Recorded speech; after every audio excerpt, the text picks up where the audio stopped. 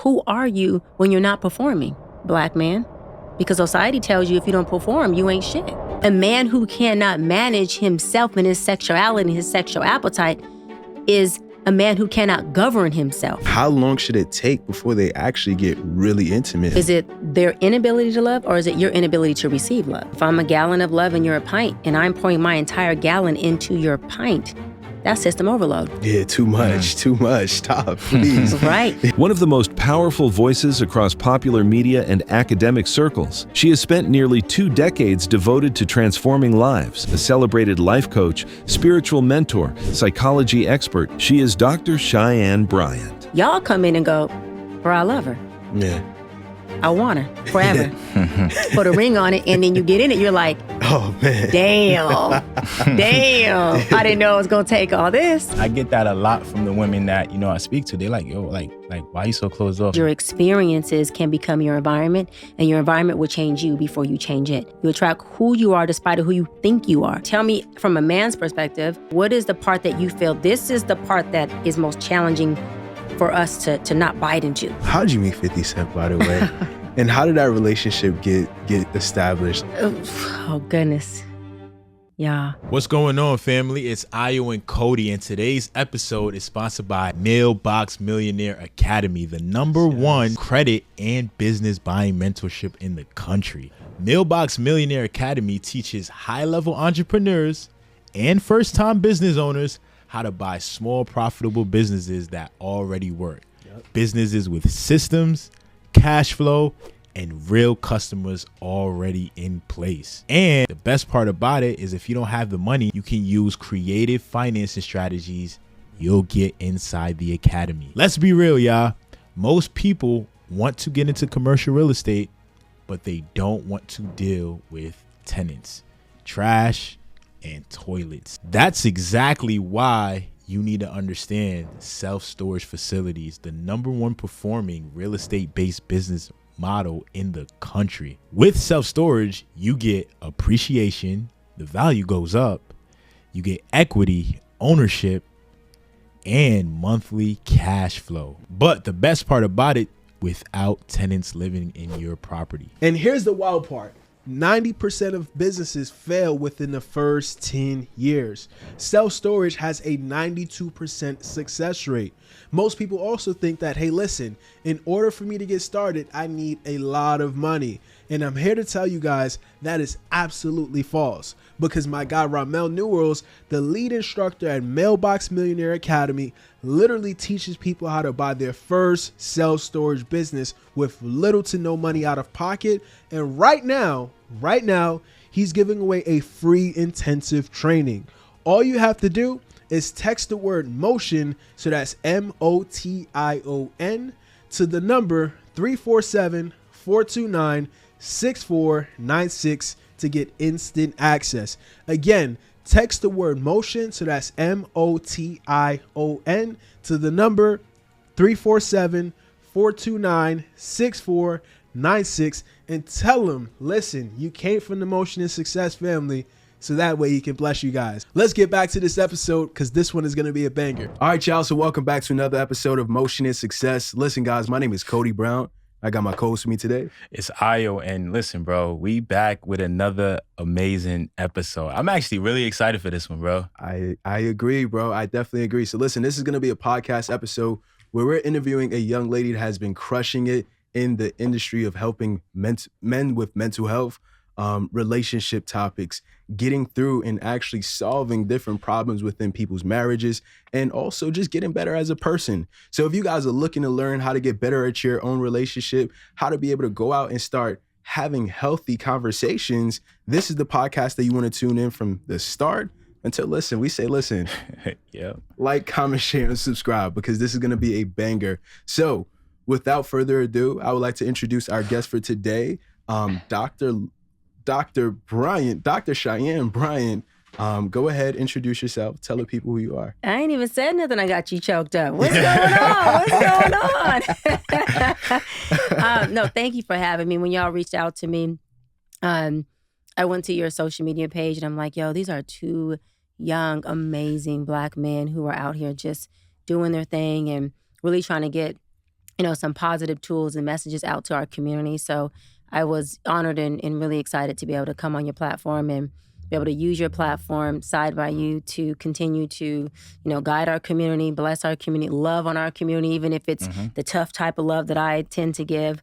But thank you for doing what you do. I think that what you're doing is awesome, and people do need to hear, the motion and success. Sometimes we just talk about the motion. There we go. We got to talk about the motion and the success. So I appreciate great you job. for that. Proud Thank of you. Very proud of you. Thank you.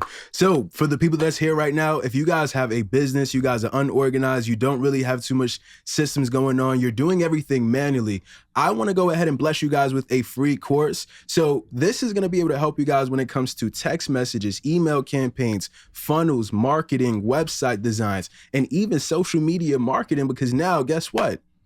We have a platform. Everything cannot be all organized by ourselves. So we need something called systems, which means save yourself time, energy, and money. So if you guys want to go ahead and have a free course, go ahead and text the word GHL to the phone number 646-624-0611 and check out your text messages, okay?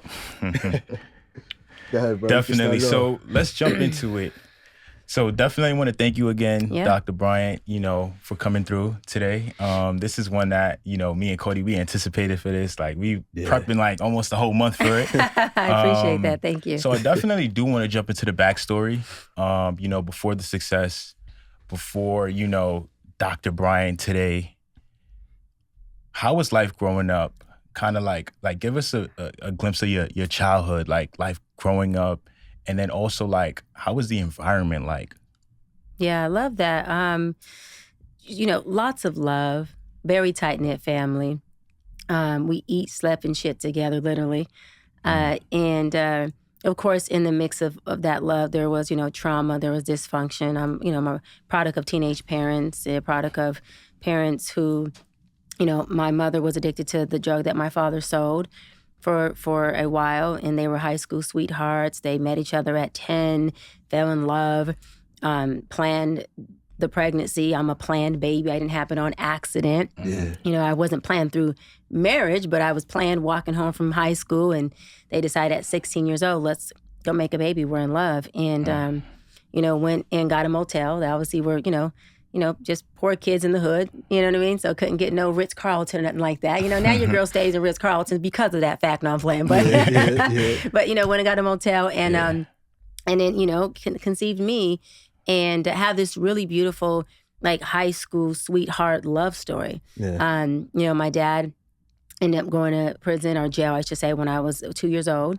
And to fight a case, a really big case that he ended up beating, thank God, and came home. And my mom and him attempting to be together, and just two young kids in the inner city who, planned a baby and gave everything they had, just couldn't make the relationship work with, all the adversity that's going on and being young and him being, a street dude, and my mom also, being in the inner city, in the streets as well. It just didn't work. The beauty of it is, though, they end up being best of friends up until the very day that he passed away. And that really had a huge impact positively on how I viewed parents, my parents, how I viewed relationships, and even how I viewed two people who can love their child so much that co-parenting became the bigger nucleus to their relationship. And because of them being teenage parents, my grandparents, Mariah and Bailey, who did an absolutely amazing job at raising me, a lot of tough love in that household, and my grandmother did a great job of letting me know that, hey, your mom may not be present to raise you in this moment because she has her own stuff going on, and they were teenage parents, but you ain't gonna lack one bit of love. And whatever adversity or trauma that you may be experiencing because of it, you're never too traumatized out. Your issues are never big for us in this household. And we're gonna love the hell out of you unconditionally through whatever it is that you're going through. And because of her ability to love me so unconditionally, it has given me the know-how to love others unconditionally, right? It has given me the know-how to have that tough love toward people, but still love them while I'm teaching or guiding or even, unpacking or resolving an issue we may have. So she really planted a good tool in me. And, my village, my grandparents, my parents, and family and friends who have became family are really the nucleus and the reason why I'm able to be vertical in who I am. They're why I'm built. They're why I have muscle. We all, go into a room when we become successful and people see us. They see the person, but they very rarely see, the foundation, the square that they're standing on. And that square is not built by just that one person. That square is built by everybody who contributed to you, who invested in you. And who doesn't always get the equity of their investment in you. But I think as much as we can, we should be, considering how we can give flowers to those people, as much as we can. And I try my best to do it. I'm sure I be missing people all the time. I don't mean to, but I was raised, and I always say I was raised by a village of just, straight gangsters. And when I say gangsters, doesn't mean they had to be throwing up a gang sign or they had to be affiliated. When I say gangsters, they were just people who, was vertical in who they were about each other, about family, and very tight-knit, again, and folks that didn't play about, us as a unit. And it makes a big deal. And I'll wrap on this. I always say that family is the real wealth, and it is. So before I became successful and even, rich monetarily, I was wealthy as hell because my family was straight solid and they were my foundation. And I've always had something to fall back on. And that was, my parents and my 6 siblings. I'm the oldest of 7. Wow. And so, Wow. So that's an amazing backstory. And I'm glad you really shared it, because a lot of times, especially in our culture, like, unfortunately, that's what, like, it's a common thing, like babies having babies. Come on. And things of that aspect. So how did like the relationship with your family, like how did it strengthen? Because I remember you just said, your dad got locked up, your mom, she was doing some drugs. Like, how did the relationship improve as you got older, and then things started to stabilize? Yeah, God. Me leaning on God, me understanding that, when I don't understand or if I don't trust this circumstance or this person, that I'm not supposed to trust this circumstance or you. My trust is supposed to be in God. And when you trust God, he gives you a peace that surpasses all understanding. It's biblical, it says it. And as a young girl, one of my biggest blessings from my adversities was that I, at some point, had nothing else to trust but God. And there was a time where I had so many questions for him, right? Just why and how and what. And, I was always been an inquisitive little girl, and I've always been outspoken. I've always been spicy, even with my God. God built me, so he knows the spiciness, the inquisitive little girl at that time that he built. And I was never afraid to come to God with all my questions, all of my anxiousness around things. And when he brought the Bible scripture to me that says, be anxious for nothing and make your requests be known to God, I thought, okay, I see how this is working now. Every time I come to you with an issue or a problem, you come back at me with a principle. That's biblical. And as I started to lean on these principles, I started to see how they really do work, and how God's principles are the foundation, and it is the nucleus to, if we stand on that and we trust him with all of our ways, he will bless us exceedingly abundantly above all we can ask or think of, and it is true. It's just, he says, these are the principles that you are supposed to be living in, not just knowing, but implementing. When you do these principles, you are in alignment with my will. These principles is what aligns you with me. When you align with me, I can provide you Jeremiah 29:11 that says, I know the plans I have for you, plans to give you prosperity, plans to give you a good life and not to harm you. So if you are being harmed, then what? You're not in my alignment, because my alignment says that my promises never return void. And so if my promise don't return void and I promise you prosperity and a good life, then what reports are you aligning with? Because the Bible says, what reports will you believe? So you got to be aligning with reports that are out of the promises I have for you, because I told you, buddy, my promises will never return void. So check yourself, check your thoughts, check your 3-part house, which is what I talk about in Live Your Promise, my new book. I talk about your 3-part house being in alignment, which is how you think, how you feel, and how you behave. When that is in alignment with God's principles, you are in alignment with God's will. And so when we talk about how I was able to be so forgiving of my mother, my mom lives with me now and she runs the whole household and she is one of my biggest assets now. And I take care of her. When we talk about how the family was able to stay glued, it's because of the God that was in that family. It was because we as a family kept God as a nucleus. And when you do that, God covers you and the storm will come, but he teaches you how to be Christ-like. Jesus slept through the storm and he teaches you how to sleep through the storm and not sleep through it with one eye open because you're trying to see, well, is the storm going to take me over or consume me? You have a peace that says whatever the storm does, however the storm blows, it is how God wants it to blow. So I'm going to sleep through it because I trust him so much that whatever happens, I'm nesting in. Whatever happens, I know it's working for my good. Yeah. And when you have that type of trust, you can walk in any room, I'm telling y'all, any room, and the room will shift to you. Wow. You ain't got to ask for a chair, and you don't have to wonder if that's where you belong. You understand if God sent you there, then that address was meant for you. Yeah. No, I definitely, I love that. And that was well said.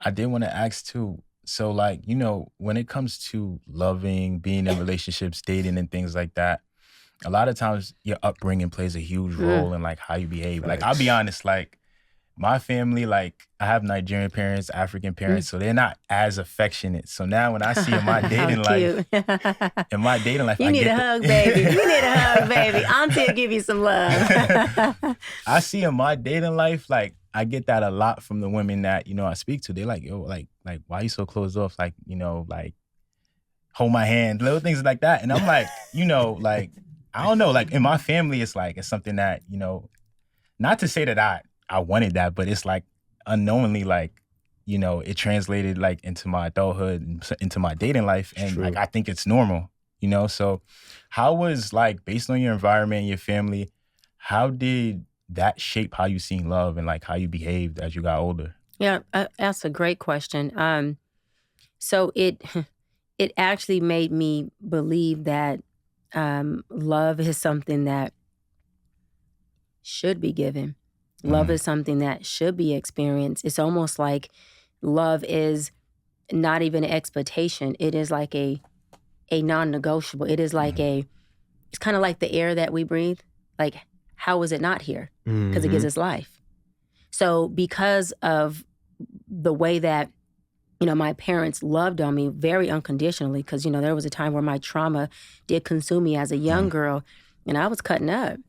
And I never felt in that midst of me misbehaving, right, as a result of my trauma or as a result of my abandonment, that I wasn't loved, or that my parents were disappointed in me to the point where they didn't see value in me. Yeah. I always felt loved and valued and worthy, even in the midst of my adversities, even in the midst of my tribulations. It was like, yo, like, we don't like it. This is not the way to do it, but we still love the hell out of you in it. So it taught me the unconditional love of that I can love you and still have an issue with you in this love, right? I can not like you in this moment, but doesn't mean that my love for you dissipates, right? Because if my love dissipates once I stop liking you, that's conditional love. Yep. Because that means that whatever condition I was attached to has now shifted, and when it did, so did my love, depending on what I associated to the condition. Yeah. And so a lot of folks are in attachment and not in love.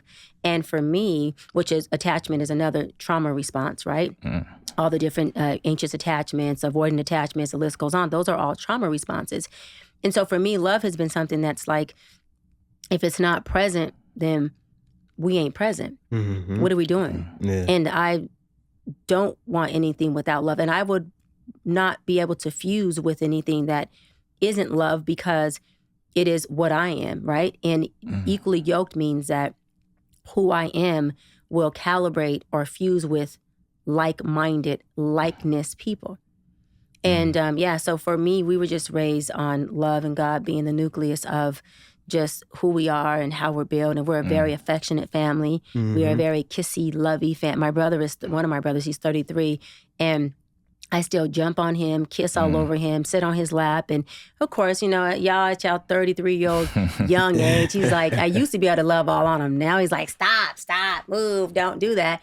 And I still love all over him. And I tell him, you'll always be my baby. Yeah. And you, trust me, you always want to be somebody's baby. Yeah. And even at my, mature age now, my mom still treats me like I'm 4, speaking about love. She cooks and cleans and caters to me and loves on me, kisses on me, dotes on me. She still calls me, mommy's love. I say, hey, mom, hey, yes, mommy's love, mommy's baby. My dad still took me to dinners, opened up my car doors, would never let me pay for Father's Day or his birthday at dinner. We'd damn near have an argument. He still doted on me. And so I just was very much just reveled in love. And I think that it's important for people to do that. Sorry to break this amazing episode. I just have to let you guys know the best tool for marketing in 2025 is podcasting. Listen, it transformed our lives. Across all platforms, we was able to hit 15 million plus people. Imagine what it did for our business. To mention, we also have some notable likes just through podcasting. People like Usain Bolt, Dwayne Wade, Kevin Garnett, Stephen A. Smith, Cedric the Entertainer, Queen Latifah. But more importantly, having engagement by your dream clients is probably the most important thing that will move the needle for you and your business. So what we want to teach you is exactly how to go out and start creating amazing content that will find your dream audience to go ahead and start paying you for your products and your services. So if you want to be able to learn exactly how to build up an audience and build up a brand online where people start knowing you, liking you, and buying from you for your products and services, what I want to do is invite you guys to our next free masterclass where we're showing you exactly how you can start taking your content and being seen online by your dream clients and possibly some celebrities as well. Go ahead and click the link down below, and I'm going to see you guys in that next masterclass. I think it takes a level of maturity too. Definitely. Like when it comes to when you're dealing with somebody else, when it comes to relationships, things like that. Because I was having a conversation, I'm like, like the old me, I'd have been like, listen, like, if a girl may say, hey, listen, I love you, I Are you miss in love you. right now? Yeah, I got a little something going on. Are you in love right now? I got a little something going on. I love this. Yeah, I got a little something Okay. going on. I don't laugh, bro. Oh, he's all getting all shy in his vulnerability. Like, yeah, I love her. You love her? Yeah, I do. But there is, like, for example, I'm like, listen, like, if I was much younger, I'd be like, listen, you doing too much. Like, I miss you, I love you, all that. I'm like, oh man, like, but I'm like, the fact that I matured now, I'm like, I learned to respect it, Right. And I appreciate it because like a lot of people in relationships, like, they don't get affectionate, they don't get that type of love. Like, they don't really feel it neither, you know what I mean? Especially after a certain amount of time of dating or even being in a relationship. So I'm like, oh man, like, thank God I actually see, like, I can actually open up, be vulnerable, and actually accept the love that I get, You said mature love. What is mature love to you? So I said from maturity. a young man's perspective. So like, as far as mature love is, I think mature love is more of like, all right, cool. We respect each other, right? We're affectionate to each other. Like, you're vulnerable, and pretty much like, y'all have that same level of affectionate and all of that stuff, I think. Yeah. That's what my take is. Yeah. Yeah, you describe emotional intelligence to a certain extent. Right. Yeah. And you're able to be in that emotion and share that emotion with each other and be open to the vulnerability. But also, you hit something good. There is no love if you're not receptive to love. Yeah. So many people can be in relationships and say, I don't feel loved. But this person's loving the hell out of you. So is it their inability to love, or is it your inability to receive love? And that's something that we have to look at. Yeah. Because if I'm loving you at a 10, but your lovable receptivity is at a 2, you can only receive love at the level that, you know it, the level that you're able to receive it. Yeah. So that's where the pint and the gallon metaphor comes in at. Right. If I'm a gallon of love and you're a pint, and I'm pouring my entire gallon into your pint, that's system overload. Yeah, too much. Stop, please. Right. Yeah. But if that pint pours all of its love into the gallon, that gallon is Still like, not baby, full. Yeah. I'm not full. And it doesn't mean that the gallon isn't given everything it has, right? Or that the pint isn't giving the gallon everything that it has.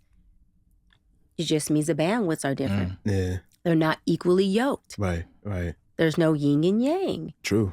And people are being together at different levels. They're not looking at all the nucleus as to what makes a relationship work. Yeah. I do want to touch on like how to build emotional intelligence. You know what I mean? Because I feel like emotional intelligence is not really something that's taught nowadays, or when I was I've never really felt it, you know, not feel it, but like I've never really learned what emotional intelligence is.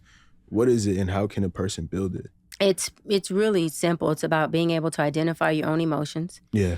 And also respect the other person's emotions at the same time, even if they are not your exact emotions, right? So allowing my emotions and yours to coexist without me having to dissipate or devalue yours or vice versa. And being able to have that exchange of, well, I don't agree, but I feel this way. Okay, well, I don't agree either, Doc, but I feel this way. Okay, cool. Well, we can still have dinner. We can still be in love and still be in like and still have a healthy relationship. It's me not needing for you to buy into my emotions. I'm not selling you anything. What I feel is not up for sale because it's not up for validation. If I feel it, I feel it. Yeah. If that's my emotion toward it, that's my emotion toward it. That doesn't mean that it has to be yours. And I'm not selling emotions here. Right. And I'm not selling my opinion here.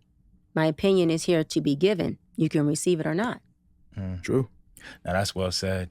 I wanted to jump into something that really shapes a lot of people, and that's heartbreak. Like a lot of people, they go through it and they're never the same. Like Dismantled. Full transparency. I dated some women who they've went through heartbreak, and like you can, like as a guy, you can kind of Y'all some lover boys. Y'all, I love y'all. I Y'all agree. some lover boys. I'm not denying that fact. Absolutely not. How cute. No, but like some women, like they, like you can kind of feel it, like that she's hurt, like, and it's almost just like you can't repair it, like, and they get back into the dating market, and it's like, in a way, they kind of like spread a little toxicity, like in terms of like, well, not toxicity, more like trauma, like. For example, it was this girl, I guess it was like her first heartbreak, and like, I don't even know if she's still recovered from like till today. Like she was broken, like, you know, certain things I'll do, it was like reminding her of her ex. Like I might not pick up the phone, little things like that. She was triggered a lot. Triggered very easily. Like, and I'm like, yo, I'm busy. I got certain things I got to do. That's how you said it? Nah, I'm like, no. But I'm just saying, like, I'm kind of busy, but then I'll call back, you know, text back or things. I'm like, did you say it like that? No, but I'm like. Let me call her. I want to ask her, did you say, yo, I'm busy? Like, be honest. No. I didn't say that, but I'm like, I was doing something. I'll text back. I'll be like, give an explanation. Like I was with family, you know, I was talking to my brother or whatever, or things like that. And, you know, she'll block me like instantly. Whoa. Like little stuff like that, real triggered, like, and it was just like repetitive, like, and then to a point I just got tired of it. And then it kind of made me start doing the same thing to other people I kind of was dating. I'm like, I just reply, or like, you know, I kind of move a certain way, like I'll be a little triggered. Like I feel like it passed on to me in a way. And I didn't like that because I'm like, I could see where it's going. And I'm like, she's hurt. And like it could easily spread to other people. So how do you, like, what was your first heartbreak, and how did you react to that? Did that affect like any future relationships you had? Interesting enough. So my first heartbreak was in high school. My high school boyfriend, and it was very traumatic for me. Yes. Yeah, of course it did have an impact on further relationships, but I was very, very aware and very conscious to not bring in whatever it was that happened in our relationship into our next relationship. I always knew, like, this is a new relationship, a new person, and the beauty of the newness is it could be better and it can be different, right? And if something broke your heart, then even if it ain't better, you at least want different. Yeah. And so, but I can say, you know, from that time, knock on wood, I've experienced hurt, right? But I can't say I've experienced heartbreak where my heart is dismantling. That one incident in high school, my heart was completely dismantled. I left his house. I was in my Honda Civic, my 4-door Honda Civic. I think I was 16 years old. But I remember leaving his house and getting to a red light. And when I got to the red light, I was just crying. And then just the tears just took over me, and I'm just sitting there crying. So now the light's going green, red, and I done put my car in park, and I'm just crying through the lights changing. And this white guy walks up to my car, and he knocks on the window, and he's like, "Excuse me?" He's like, "Are you okay?" And I was like, "No, I'm not." Because I wasn't okay. And I'm like, "No," like, fuck. And then he's like, "Well, you might want to pull over because you're in the fast lane in the middle of the street and the light just keeps turning, cars are honking." But in that moment, my point is my pain was so excruciating emotionally that I didn't realize the light was turning. I didn't care. I didn't notice that people were honking. I had literally just emotionally it just shut down. But I eventually took my little car and pulled over into a Rouse parking lot. Yeah. And I sat there, put my thing in park and just cried some more. Yeah. And I remember just crying for hours to where I had headaches and everything. The next day, eyes were swollen. And that was one of my biggest blessings because it taught me what unhealthy love was. It taught me red flags that I need to make sure that I don't choose again. But there was also a lot of ways that young man at that time did love me that were healthy and that were good. And there were a lot of good things in him I was choosing. So it taught me the reality of love, right? That everything doesn't have to be excruciatingly a heartbreak, but there are going to be things that a human is going to do that naturally hurts you, even if it's not intentionally. And the bigger question is, when it comes to, let's say, marriage, or I say marriage, but can we stick by the moments that hurt us when we say we love somebody without unplugging, detaching, or throwing in the divorce word, or I don't want to be with you, or I'm going to block you, right?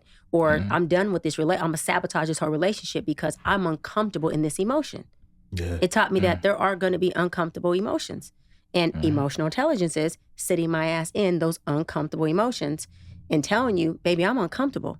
And can you sit in this discomfort with me?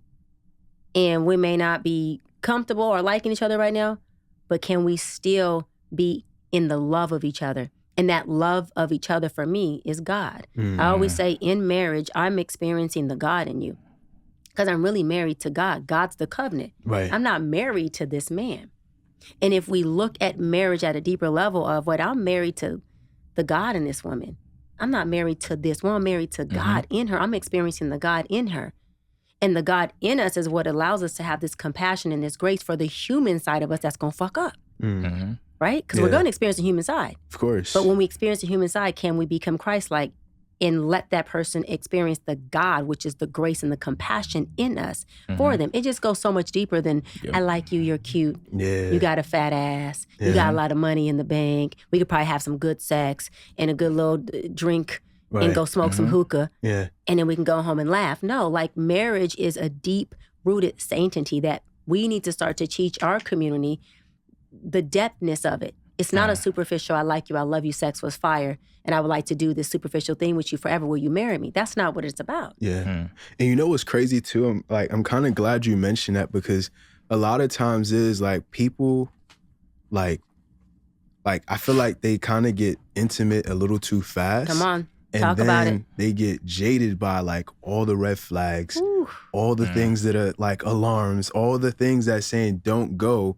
You know what I mean? So like, for example, if a person is like, all right, cool, I'm intentional. I want to be able to get married. I want to be able to, commit. I want to be able to find my, my wife at some point. Like how soon or how long should it take before they actually get really intimate? Like, start making love, having sex, things like that. Well, if we go on our biblical principles, which I obviously didn't as a young girl, right? I'm a product of teenage pregnancy. But if we're going to go biblically, then we know we're supposed to wait till what? Marriage. If we're going to go realistically of what's really going on now, not just in our culture, but let's just say in the world, I mean, people are moving too fast because sex does eclipse you. Yeah. It eclipses you. And it also doesn't allow you to see the red flags. It eclipses you from the red flags. It actually deteriorates and detaches you both more than you think it connects you. It does not. Intimacy without sex is what connects and fuses two people. It's the vulnerability of us being able to do everything but sex. It's the ability for us to make love to each other in every way but penetrating my body or letting, you penetrate my body. So if we can do all that, we are building a foundation. We are having intimacy, which is into me, you see, and vice versa. We're actually gaining, like the Bible says, love your partner by knowledge of each other. I'm actually gaining knowledge on you so that I can love you properly. So I can love you the way that recharges you, the way that you need me to, not the way that my ego wants to love you, not the way that my trauma wants to love you, not the way that my abandonment needs to love you so my abandonment can survive. Yep. It's me knowing who am I in a relationship with. Yeah. So I know how to love you, but I also know who I've chosen. Right. And once we get to that place, I believe, if folks don't want to wait to marriage, okay? I'm promoting marriage. I didn't do it, but I'm promoting it. But if folks don't want to wait for marriage, wait until you at least have this knowledge, this intimacy, this deep-rooted connection. Because then, in my opinion, sex isn't just about how good the act can be. It's going to be euphoric, and it's going to be climax no matter what y'all do, because you already so fused and connected. You've already experienced ecstasy outside of the bedroom. And that's the real foreplay. Yeah. That's the real foreplay, is how can you make love to every part of this woman before you even touch her body? Even a small conversation, like, ooh. You know what I mean? See, like, look at him. He already likes you. Word. Like, oh my God. Like, I just be sitting here licking my lips. You know what I mean? Look at you. You Look know? at you. Look at you. Look at you. Seriously. But also too, like another thing too, like, this is something we kind of touched on before, like outside of this setting, was, like before even saying you want to commit or even like officially date a person, like, they was like, you got to see all sides of them. You got to see them when they're broke. You got to see them when the stress is on them. You got to see them when the times are good. You got to see them when they're working. You know what I mean? Like, you got to see them in many different arenas. Yeah. Like, what's some of the things that you probably like would say, like, all right, cool, before you get into this committed relationship, before you get into this marriage, like, you got to see these kind of things before you go out and do that. You got to see your fucking self before you talking about seeing somebody else. Yeah. Who are you as a man? How are you built? What is your bandwidth? Can you handle weight? Yeah. Can you carry weight? Can you not just buy a house, but can you maintain a house? Can you not just put a woman inside four walls? Can you make sure the house ain't homeless? Can you not just pay a bill, but do you have substance?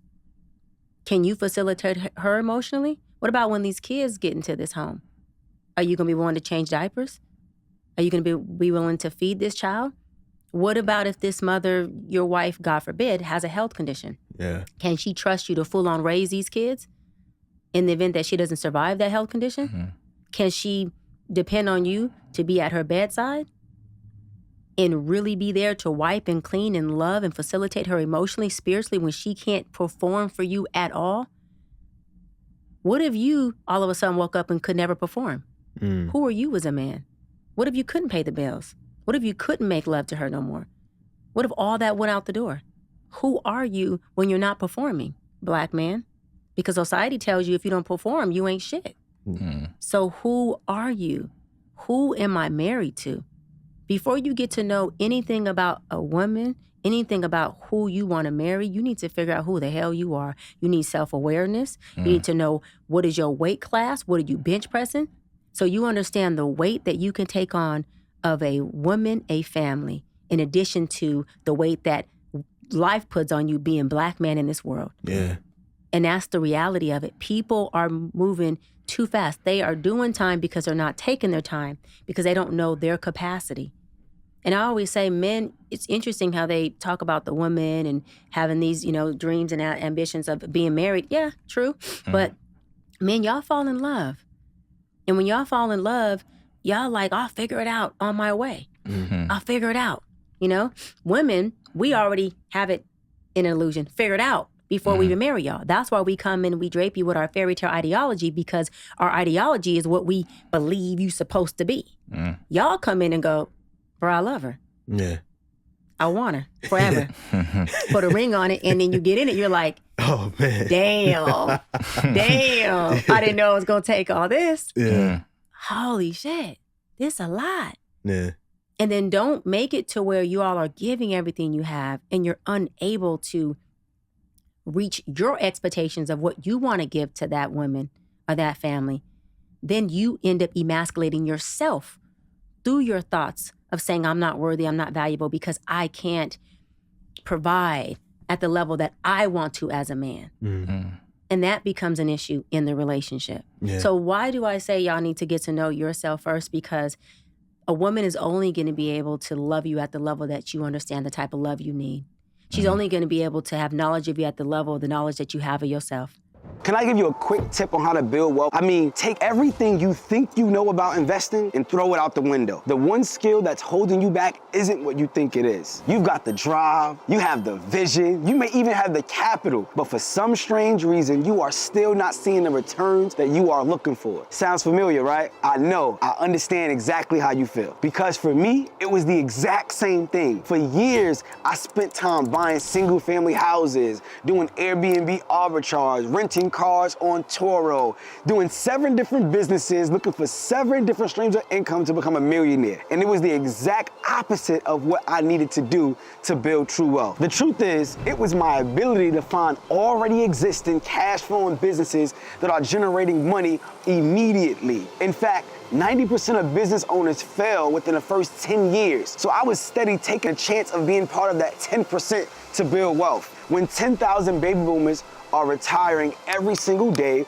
who ran businesses for 10, 20, 30 years and are looking to retire and sell those businesses directly to people like you to collect that cash flow immediately. So now you can buy those businesses for pennies on the dollar, which is why I put together my completely free workshop where I'm gonna show you my 4-step process to get access to $250,000 in funding in 90 days to invest to buy already cash flowing business. This is exactly what Cookie Robinson did by purchasing her very first cash flowing business, a pack and ship business that is bringing in money day one, and she did it creatively with little to no money out of her pocket. This is exactly what Naya, the legacy builder, has done. She purchased a dry cleaning business utilizing creative financing. I want to teach you these exact strategies that you can implement and start making money immediately. This is the fastest way to build wealth in 2025. So I'm having a completely free training. Click this link below. I want you to register. It's time for you to build a legacy for you and your family.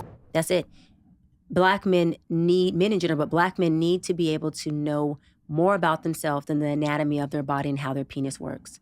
And how they want to or like to or need to be satisfied sexually in the bed. Right. You need to know more than just how you like to get head. Right. Let's have real conversations right now. How do you like to be loved? What are your mommy issues? What are your daddy issues? What are your parental issues? What do you need for your abandonment to be regulated? Right? When you're triggered, how do I help facilitate that? How do I love you in your triggering? How do I not trigger you? But what if what I do is just what I do and I can't shift it, but it triggers you? How do we work through that? Before we talk about you liking it from the back, before we talk about you want a woman to have a fat ass, before any of that surface conversation, like what do you need from me emotionally, spiritually as a man to get out there and have everything you need to bring back here the peace, the love, the joy, the provision, and providing for this household? If you don't know that, you should keep your penis in your fucking pants, straight up. I like that. Because your dick does nothing for you but create a broken family, a broken house, a broken heart, not just for the woman, but for yourself. And this is the part right here, or a disease that can't be fucking cured. Yep. Yeah. And we have to do better in our community. Period. I'm not coddling those bad decisions. I love my black men too much. I love us to sit up here and be like, no. Yeah. No, if you don't know who you are, you know that your penis can't do nothing but provide somebody with maybe even a climax, because half of these young women and older women ain't even doing that if we're going to have this real conversation. If you know that's all that it brings, keep it in your pants until it can be attached to all of the substance that brings the real wealth, which is family, love, foundation, provision, and all those other things that are needed for a black household to really thrive. So how about early commitment? You know what I mean? Like say for example, gentlemen, like guys, us fellas, most times people say, hey, listen, I haven't slept around enough. You know, I haven't had enough one night stands, but like, you know, like deep down, like you actually you want love. You want to have a relationship. You want to, you know, commit. Like, what's your take on that? Like, should a person still go out and like get everything out their tank, or should they like really just go with the true values? My question to that person would be, and maybe y'all can answer it as young men, would be, why is it in your tank? Why is it something in you that needs to be fed? I feel like it's a society thing. Yeah. Talk about that. What do you mean? Rappers, Yeah. you know, like, yo, I got all the ladies. That's too. You know, the big businessmen, you know, I got multiple women. You know, I got one for this, I got one for that, I got one for this, I got one for that. And so it's like, all right, cool. Like you see it, and it's Yeah. like, I at least want to try it, you know, like and then even you know, and then even also too, it's like some women too is like, you know, I feel like women grow faster than men. So it's like a lot of times it's like, you know, you kind of, you date or you kind of like are intimate with some women and it's like, they'll expect your experience to be this high. So then you kind of date them and then it's like, damn, I gotta, you know, get it out my tank. You know what I'm saying? And then come back stronger. So a lot of times some guys feel that pressure, like, you know, to get that experience. And then it goes vice versa. Now it's like, you're that older guy and then, you know, it might be easier for you to date maybe a girl like 3-4 years younger than you. And then now she's looking up to you as the experienced guy. So I feel like it's that pressure to get that experience that a lot of guys have, you know. So I think that's the part. Okay. and to add on to that too, I feel like the temptations is always like, it's always gonna be a pretty girl.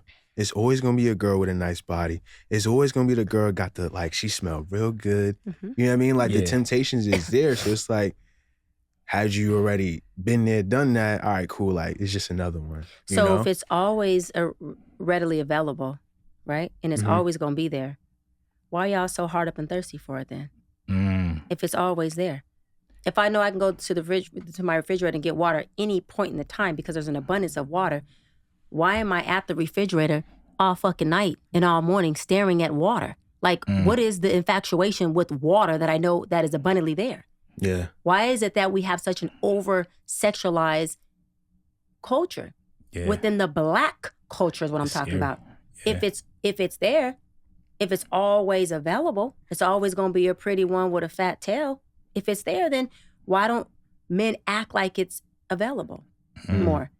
Because the fact that I know that I have always had options as being a good-looking, successful woman, right, to get married to good men and bad men, that allowed me to take my time. Yeah. Because to your point, I know that it's readily available. It's not readily available for all women, but for me, that has been my experience. I've been engaged a couple of times. I've never had a problem with getting in a relationship or a man wanting to marry me.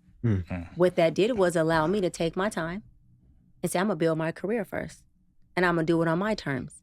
Now, if it was a limited availability for me, maybe I would have snagged the first man who proposed to me.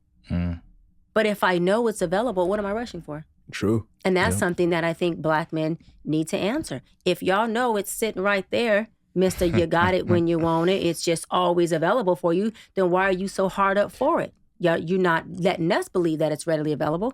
Why are you not loving yourself more? That you're actually saying no to women who are throwing themselves at you. Self-love is, listen, I know my value. And my value ain't for everybody. And the fact that you throwing it or you're willing to sell it makes me not even want it. Makes me not even want it. Yep. Yeah. Right? And to your point, you said that you, for a person with your mindset, being with a lot of women sexually is more about getting the experience so that by the time you do get your wife, right, you have the experience. I can see that perspective, like, yo, I want to be ready. I want this experience in it. But I want to ask this. How much of having multiple women and sleeping with so many women has to do with the value that a man sees in himself? Because society looks at a man who says, nah, like I'm 30 and I'm a virgin, as like, you're laughing at it. See, I'll keep it real. I love that you're laughing, right? Look at this. Right? I'm not gonna front it. This guy is like, right? They look at the Russell Wilsons as Russell Wilson has been called an L7, a dork, a cornball so many times by so many other Black men who are actually cornballs, who are actually womanizers. A womanizer is a cornball, is low functioning. A man who cannot manage himself and his sexuality and his sexual appetite is a man who cannot govern himself. This is why those men are not governing their homes or their houses, because they can't govern themselves. All right, I do find it a little like, I'm not laughing at the fact. I respect it. Yeah. But it's just like, bro, like, you know? Yeah. At least bro, what? once. Say it. Bro, what? At least Keep it 100. once. At least once what? Like, you ain't, been around the block. You haven't had sex at least one time. So let me ask you this, because I I'm love. not I love that. judging a person. I love what you're saying. So tell me what that one experience would do for him. What would be such the wealthy benefit that he at least needs to penetrate a woman one time before he gets married? Because that is going to bring what value to him? Sell this to me right now. All right. My job is I'm not gonna sell it to you because I support it, but like I think that's probably the youngest side of me. But then again, it's like, like. But is that the younger side of you, or is that societal I feel like influence it side of made you? the society influence. Yeah. That side too. That's that.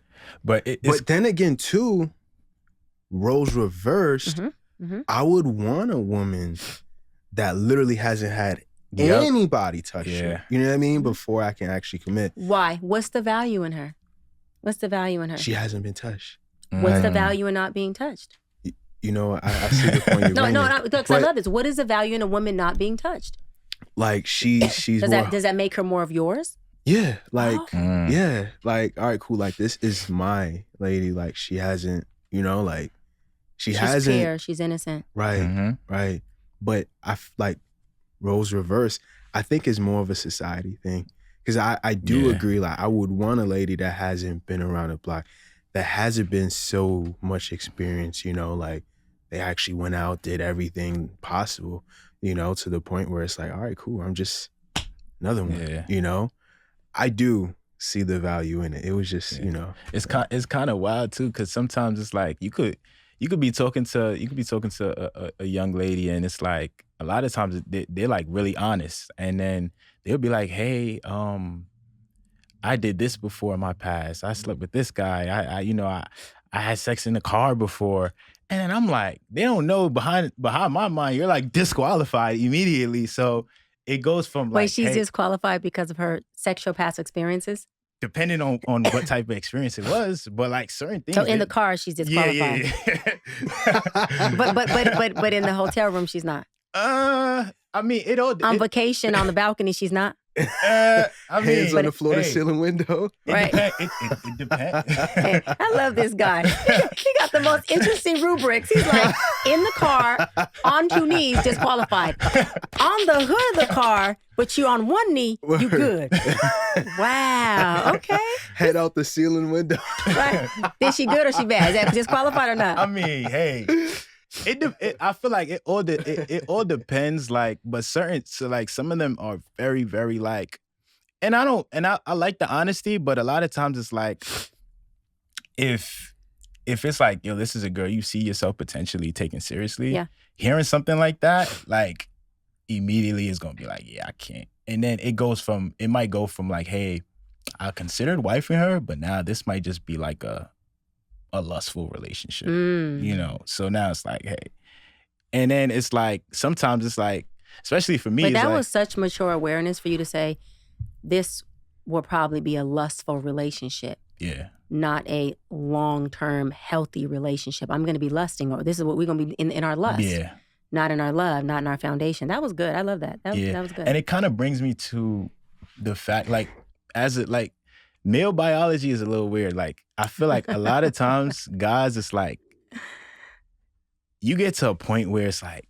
controlling your lust is really hard. Like, and it costs men a lot. It costs. How? Tell me what's so hard about that. Because women experience some of that hard to control as well. Their libido, per se, their pheromones, their desire for sex. That's not just a man thing, right? But tell me, from a man's perspective, what's so hard about it? Is it just like the orgasm part, like you want to be able to climax? Is it just like the connection with the woman? Is it all of it? Is it recharging for you? Like, what is the part that you feel this is the part that is most challenging for us to not bite into? I feel like it's just especially like in today's day and age, it's like you got social media, you got dating apps, you got, women, you go to certain places, you got women like almost everywhere. And then it's like, depending on where you are in life. He said women almost everywhere. Yeah, you got women almost everywhere.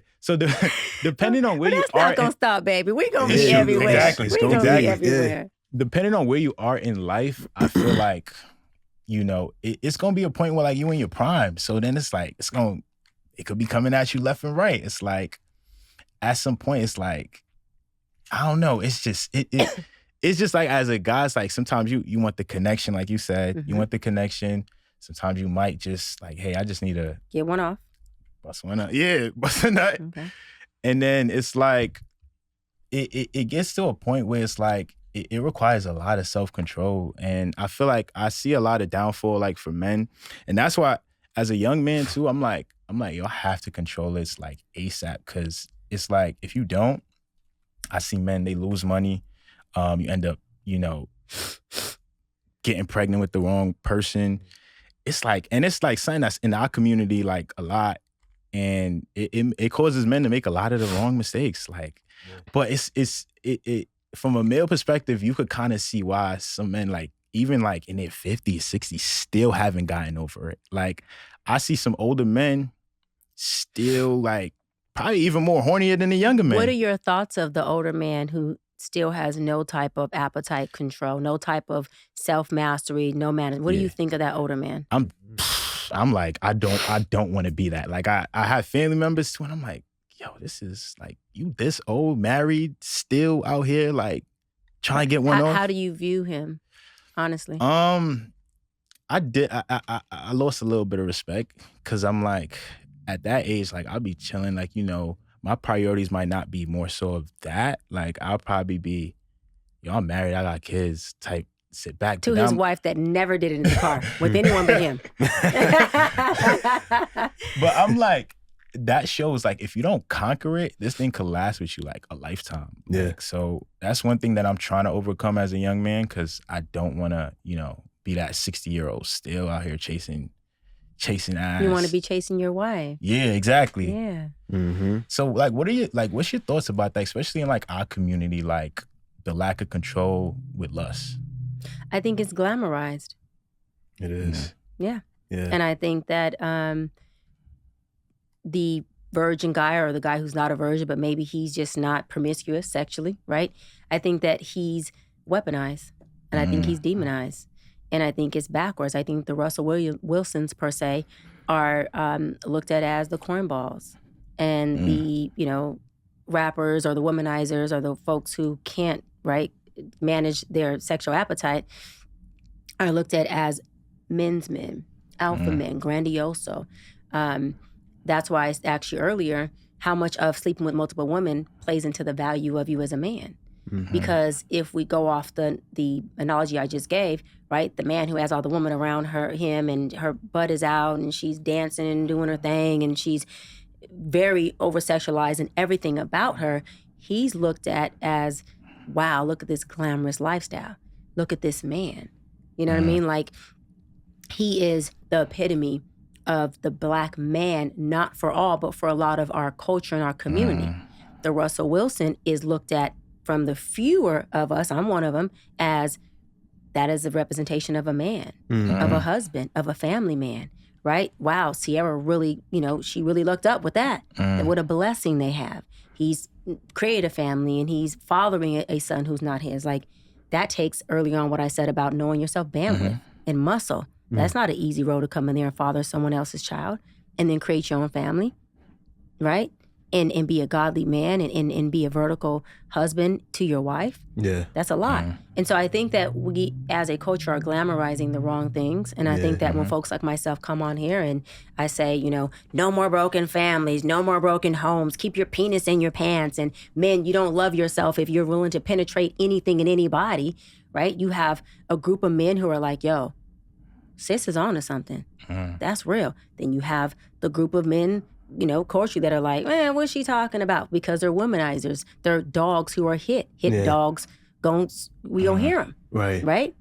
And so I think we collectively, y'all too, are responsible for changing the narrative in our community. Right. And really showing that, let me show you what breeds results. Let me show you what brings longevity, like you were saying. And let's glamorize people who respect their bodies and themselves, men who actually operate in the emotion of self-love, men who know how to say, baby, listen, I love everything about your body, your butt, your breasts. I mean, God, damn.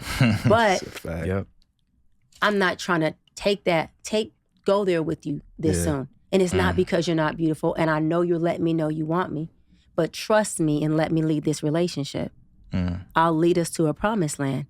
Can you allow me to be the one who leads us? And once I've created safety, once I've created substance, once I showed you that I can cover you, then I will be open to you allowing me to have your body. See, we need to glamorize that. That needs to be the narrative. Other than that, all I'm doing is having a lustful relationship. Yeah. And lust has the highest expiration date on it, the quickest expiration date on it. And that's lust. Yeah. Yep. That's it. I mean, if you can lust over her, you ain't plugged into her. That means you will lust over the next woman like that. Yeah. There's no safety and security in that. That's why I don't believe or advocate for casual sex, because I'm not secure in your casualty. Yeah. Because you can casually go be casual with anybody else. And I'm not okay with that. I got standards, and if you're gonna penetrate my body, you're gonna be plugged into every fucking thing about me. Period. And first. And you're gonna cover me, and you're gonna make sure I'm safe. So while you're inside of me, I am covered ecstatically. I am covered emotionally. I am covered spiritually. I don't have to be in bed with you trying to figure out where you're being, who you're looking at, who's texting you. That's not covering. That's not safe. I'm dismantled while you're inside of me. What kind of love making or even sex, and if y'all want to use the F word, I don't even want to F nobody, where I have to mentally be elsewhere. I can't fully give you everything because a woman's body is the cheapest part of her. If you're penetrating my body and emotionally and mentally, I awaken and give you all of that in the essence of you being inside of me. Yeah. Until y'all had that, y'all ain't had no lovemaking. And you definitely ain't had no sex. Okay? So hold off to that, because that's the real essence of it. I do want to add on to what you said too, because like I really do believe, like, for me personally, I want to be able to make 7-8 figures in business. You know what I mean?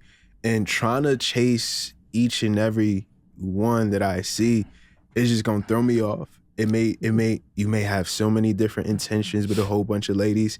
They may come, they may want a free opportunity. They may want to tear everything down. Like, so like, you know what I mean? Like, I believe like being in committed relationships is definitely key, especially if you want to grow a huge business and be a household brand name. Like a lot of the guests that we're interviewing, high 6 figures, high 7 figures, 8-figure earners, literally making millions and millions of dollars. Sometimes they come to the studio, they have their wife, they have their lady with them, and they're doing what they're doing. I'm like, man, like, that's the reason why you're making millions of dollars. And that's the reason why this person still chasing everything is still trying to figure out their financial problems. You know what I mean? So like, I started and that's the end of this episode, because that's the main tool right there, y'all. Keep going. Like, no, this is so good. It's true. Men need to hear that from other men. Yeah. They need to hear from other men. Yeah. And then I did want to ask too, like, just for like, listen guys, like, find y'all one, find it and stay with it. But now my thing is, it's like, my question is like, all right, cool. So now we understand lust is a huge problem. What do you think about the person that has 100+ bodies, 200+ bodies? Like, do you think like there's some kind of mental thing with them, like, or they're seeking something? Is there like some kind of empty part of them that they're just missing? Cause it's like it's just another opportunity. Like it's just another one. You know what I mean? Like you don't really, you're getting the same feeling again and again and again and again. And then on top of that too, not only that, sex is just another thing too, where it's like, all right, cool. Now like you're emotionally connected. I'm like, I'm not connected. It's just a one night stand. Like you're connected in a way that you don't even think. What you think? What you think about that? So part? I think oversexualization in itself is a trauma response. There's nobody who is truly enjoys being casually sexual and promiscuous with multiple men or multiple women, and it not be a trauma response. For a lot of people, sex is the way that they cope.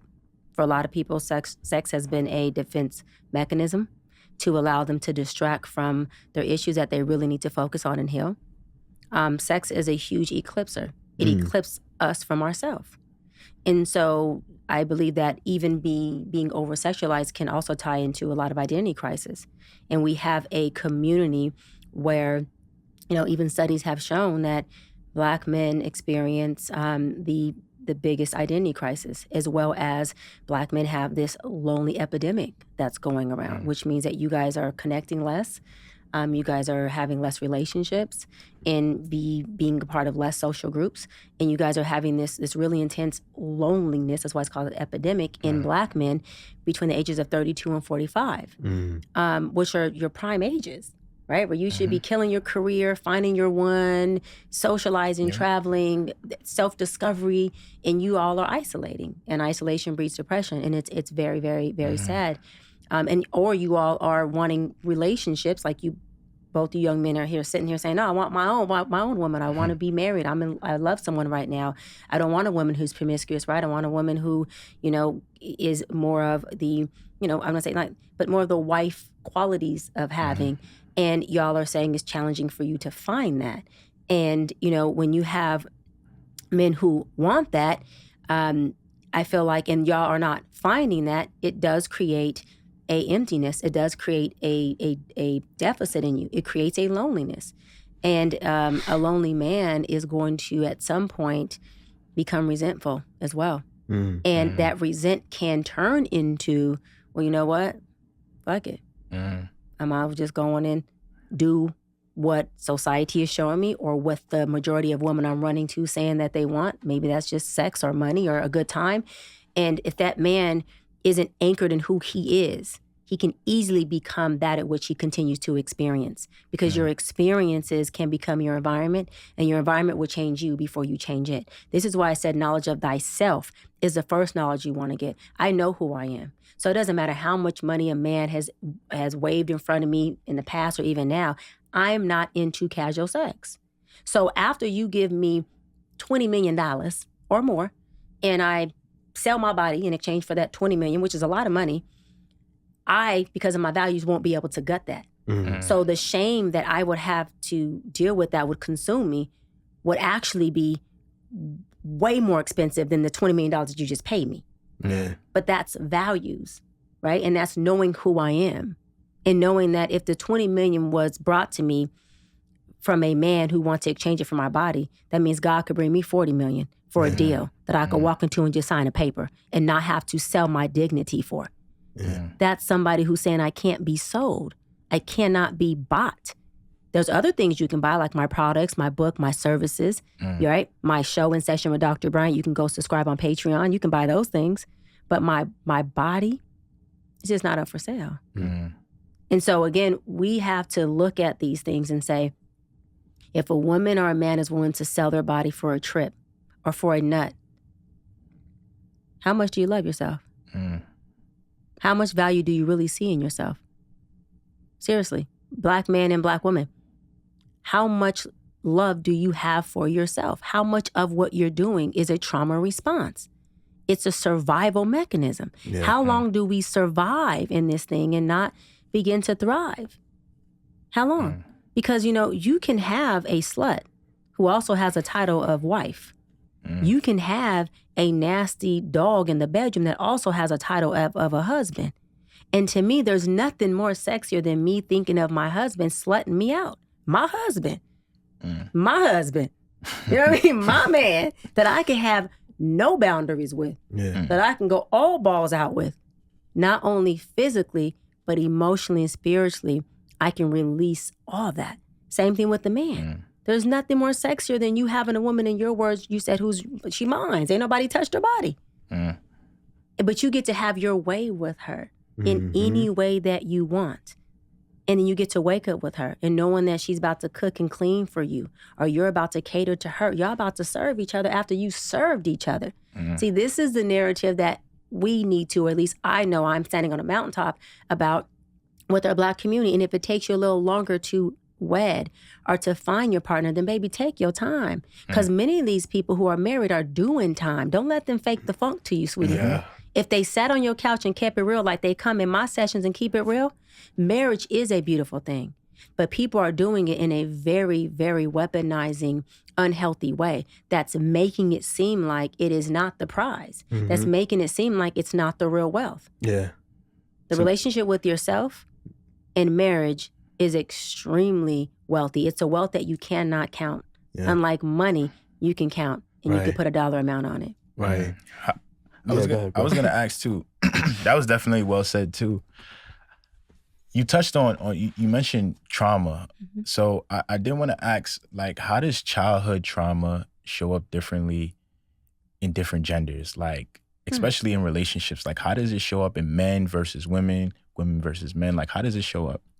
So it shows up very similar, right? And so like let's say a man or a woman who's been abandoned or neglected as a child, they both have sabotaging behaviors, right?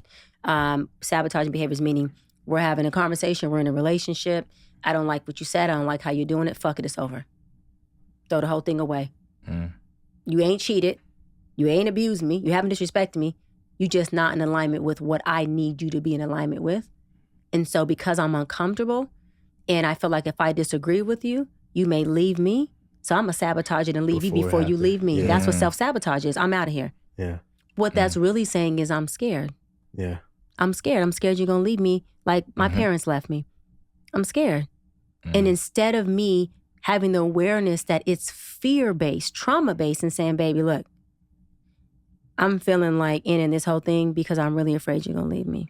And then you going like that wasn't even a thought. Like I have no intention on ever leaving you.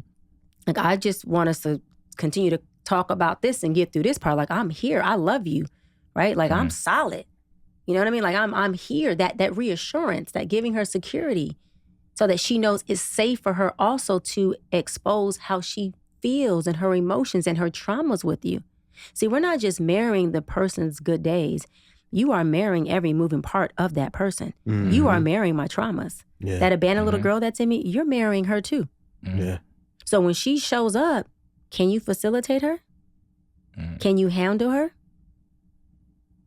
So that is a big way that trauma looks identical. Another way is, people who avoid being in love or being loved because they don't feel lovable.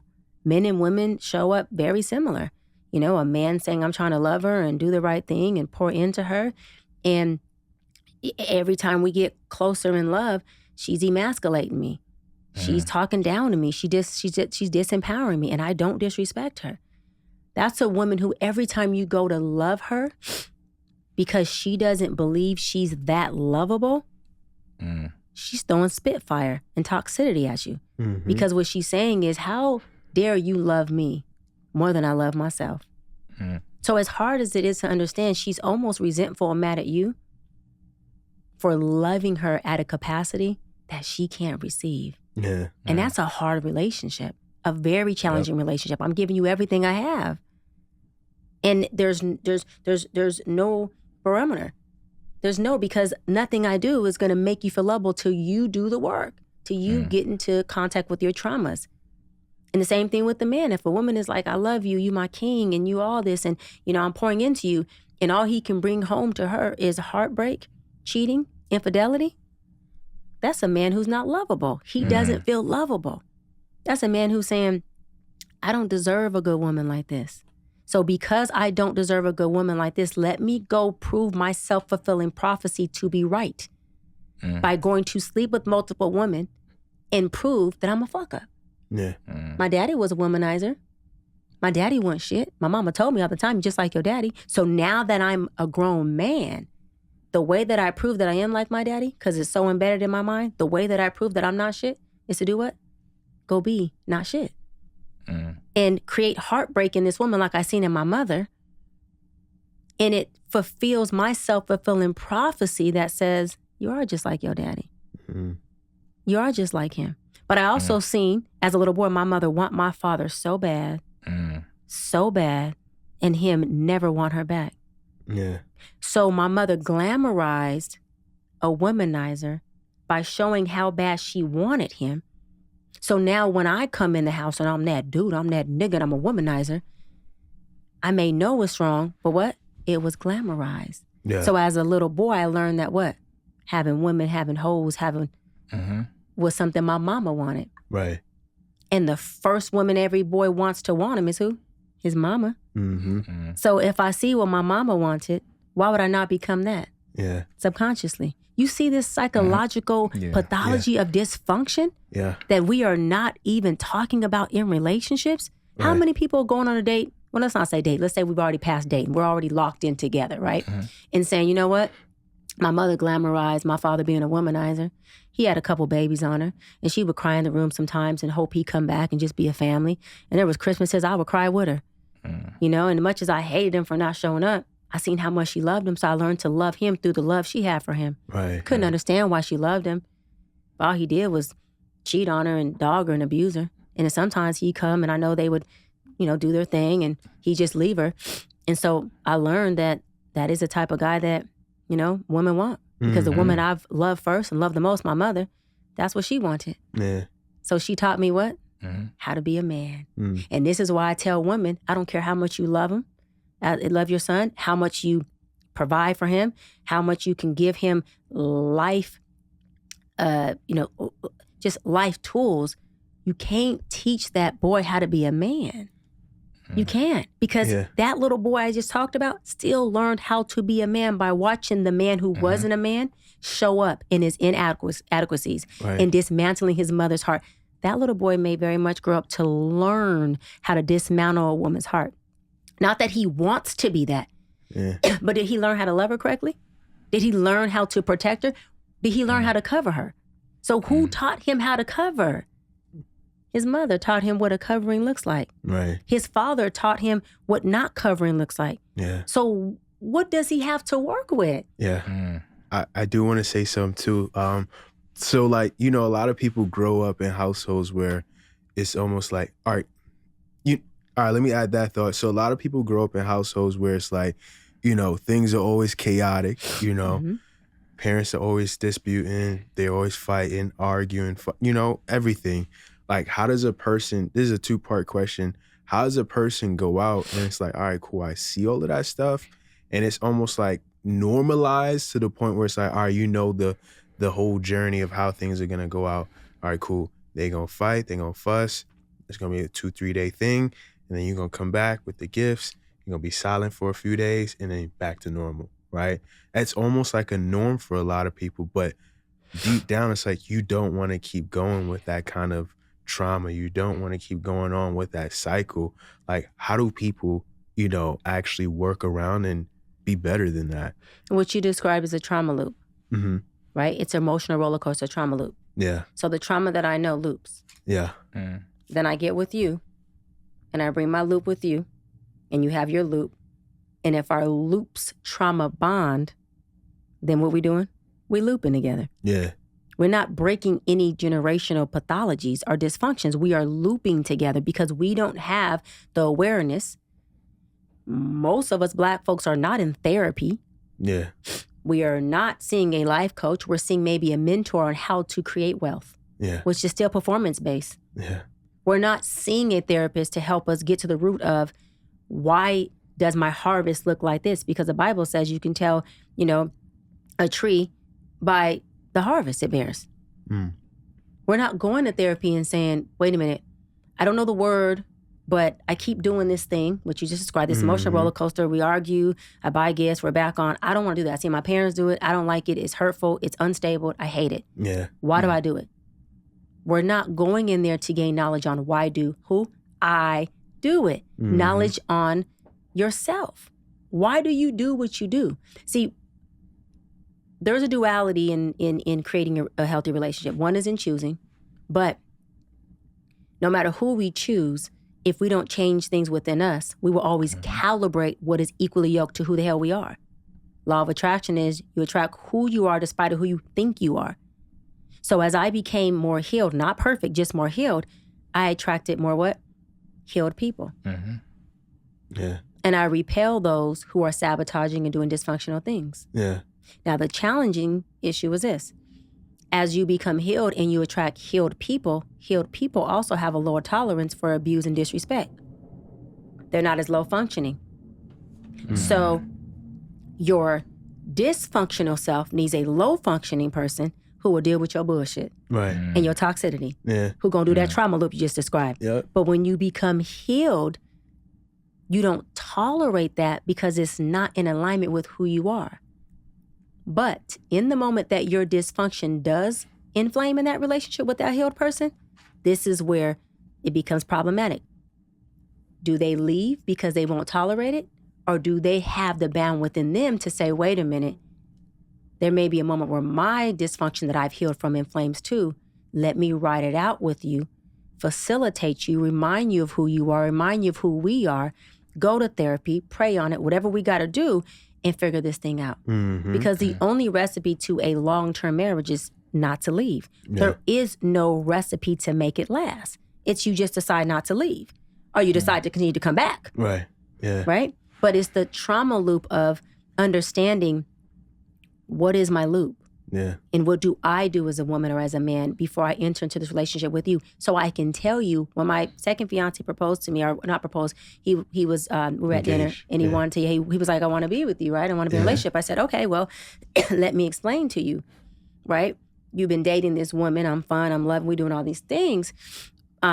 But when I fall in love, there's a part of me called the abandoned little girl. And we had dinner. And I wanted him to understand, do you have the muscle for her? Because she can come in and she's different than what you've been experiencing. She may want to sabotage. She's going to have a lot of questions. You know, she may want to look in your phone randomly. There's just that abandoned little girl. She is in her trauma. As much as I've healed as a woman, she still exists in me. She's a part of me. So let me tell you what she does.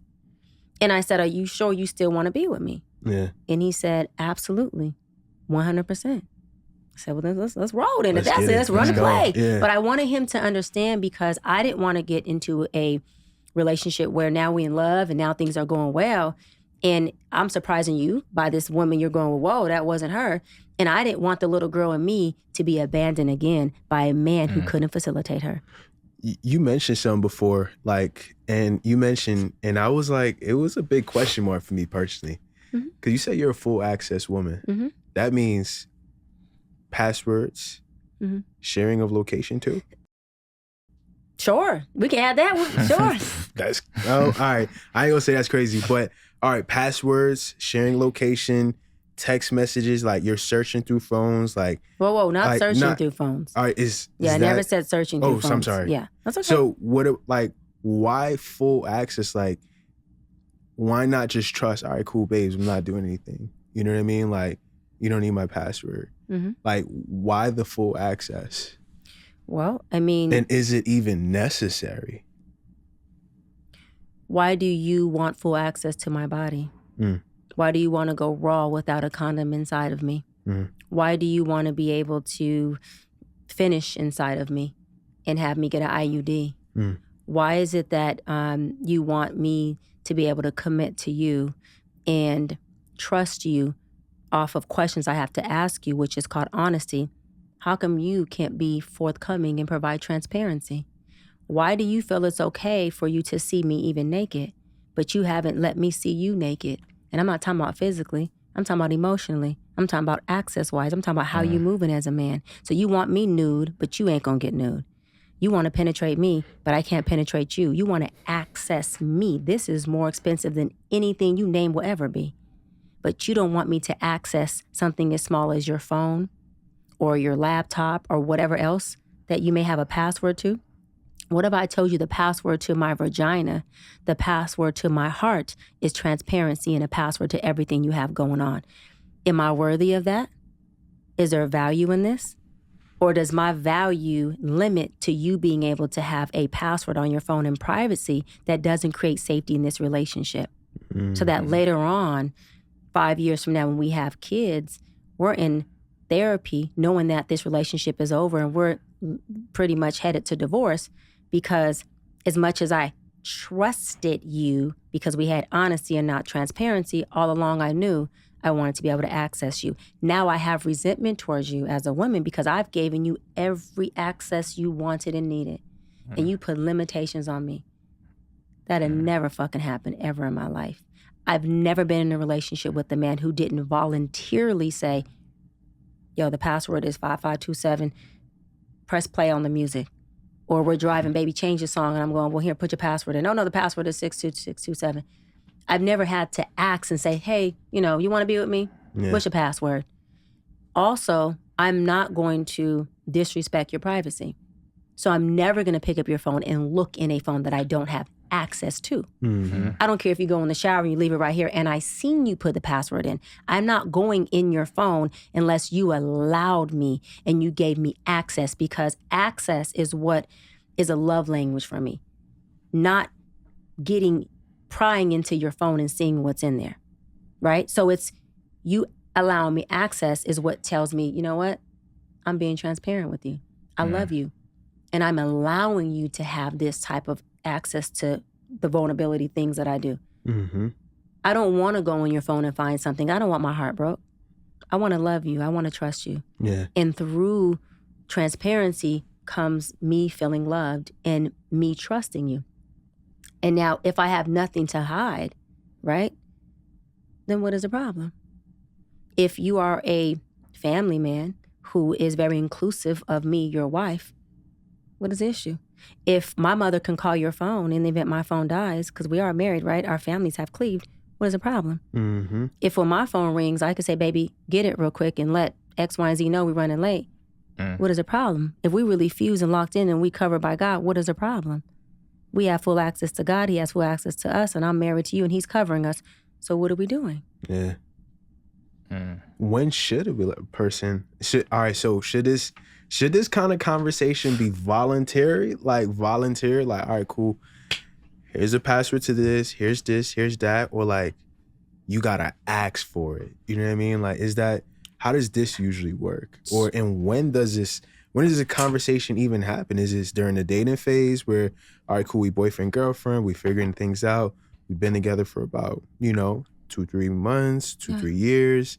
Like, when does this happen? I think it happens organically, at least from like my experience and from even other, constituents, friends or clients who, usually when it has to be asked for is when something has taken place. And now somebody wants to see for the sake of gathering information to prove if their assumption is right or wrong. And see, in a relationship where we're married, we should not be assuming. The Bible says love each other by knowledge of each other. Why should I assume something I know?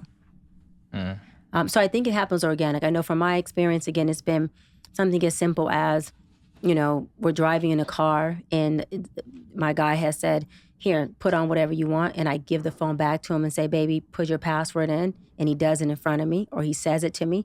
And I have said, because remember, I like access, not so much the password. So I want to know you're giving me access, not I have the password. Two different things. So I have said to him, look, babe, I seen your password, so that he knows and he has the free will to change it or know that I have it. And he has said, okay, babe, come, like, I know what I was doing. Like, take the phone. Yeah. Right? There's been times where he said, go in. I'm like, I forgot it because I didn't write it down. For me, the fact that you gave it is access.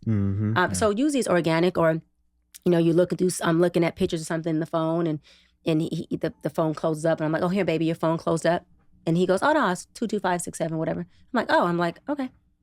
When that happens, then that man or woman wants you to have access to their, to them. And again, I want to be clear. Having access to a man's phone is not giving the woman permission to pick up the phone and go in the phone and use it as a way to cause an argument or create dysfunction. That's not what I am advocating for. I'm advocating for a transparent, respectful relationship that is really built on a foundation that says, I have nothing to hide from you. Right. You have nothing to hide. I am married to you. We're exchanging bodily fluids. Like, I'm getting ready to have your child, or I have already given birth to your child with your DNA. What am I trying to disclose from you? Yeah. Nothing. Right. That's the angle. So I think it should happen organic. Now, if people say, listen, we haven't done that, I want to have a conversation about password, whether it's the man or the woman, I think it is okay to say, baby, I want to take a relationship up another notch of transparency. How do you feel about having each other's passwords or having each other's locations? And again, no one is obligated to say yes. Yeah. People can easily be like, babe, that's not my thing. That's not my thing. But I will say this, though. I have yet to meet a person, male or female, who isn't willing to share location or willing to share passwords, who isn't doing something outside that relationship that's inappropriate, period. Period. Yeah. That's women or men. I share location with my brother, my best friend, my male cousin, and my mother. That's just so they know where I'm at and make sure I'm safe. My father shared location with everybody in the damn household. He wasn't popping up to know where we were. Yeah. But in case something happened, he knows we're safe. Now, again, I don't advocate for anyone to share locations with someone who's just going to pop up at the gym and, do some crazy stuff, knowing that that is something that is far-fetched and just toxic. No. I'm saying you share locations so I know, hey, my husband is here, he's good. Or if you're meeting me at a certain place, babe, meet me at 7, I'll be there. Just look at my location, I'm there. We're talking about sharing these things for healthy results. Not so I can come to your house at 2 a.m. and stand outside the house and say, I got your location and there's nothing going on. We understand when something's unhealthy. We understand when something is done from a healthy, good intent. Have good intentions with it. Don't use it to take advantage of the person. Yeah. Absolutely. Let me just ask this. So you mentioned like children, like, for example, if you're going to have a person's child, if you guys are going to get married, like that sense of security, like what's some good I know you don't, do you have any children? Not yet. Okay. So like what's some qualities that you will probably see like while dating or in a relationship? All right, cool. Like this woman really could have my kids. Like, nah, this man really could have my children someday. Like what's some of those things that you will probably be looking for? I always say if you wouldn't want your daughter to become her or your son to be a him, then it's a no. But if you look at him or her and you say, if I had a daughter or a son that came out exactly like this person, I would be so freaking proud. I would admire everything about my child. That's a green light. That's a green light. Totally. I mean, I don't want a husband who I wouldn't want my son to be just like. I look forward to admiring my husband, right? And seeing my son do things like him and go, just like your daddy, in the good way, not the bad way that some of our black men are used to hearing, right? But like, you just like your dad. When my father would always tell me like, girl, you just like your mama. Just like your mama. And I used to be like, I used to love it because I knew he was saying it from a good perspective of my mom's loving and she's nurturing and she's always kissing all over him and she's just, just affectionate. He was saying from that point, if I'm kissing all on him, he say, you're just like your mama. I'd be like, yep. Or baby looks so pretty, look just like your mama right now. Positive associations to our parents. So again, I think those are the main qualities is, can I admire, right, this woman or this man? Right. And you mind if I ask one last question, bro? So my thing is, I want to know, so like, what's the difference between like a person, let's say for example, all right, cool, we serious, we getting to know each other, we really like what we see. But like the whole aspect of going the legal route, like going to the courthouse and signing off on these docs, like, I don't know, like why can't we just go to the Who's this girl you dating? Let me talk to you real quick, girl. No. I just play. This ain't personal. I know. Thoughts, but just playing with so you. For example, you'd be like, all right, cool. I don't want to go the route where like we actually signing paperwork and all of that, because like nowadays people is almost glamorizing. Like I'd rather just get married in the church, put a ring on the finger, and do that. Like, what's your take on that? This is my thing. I don't project my values on anyone. I'm a woman who looks forward to being married. I'm on paper and under the covenant of God.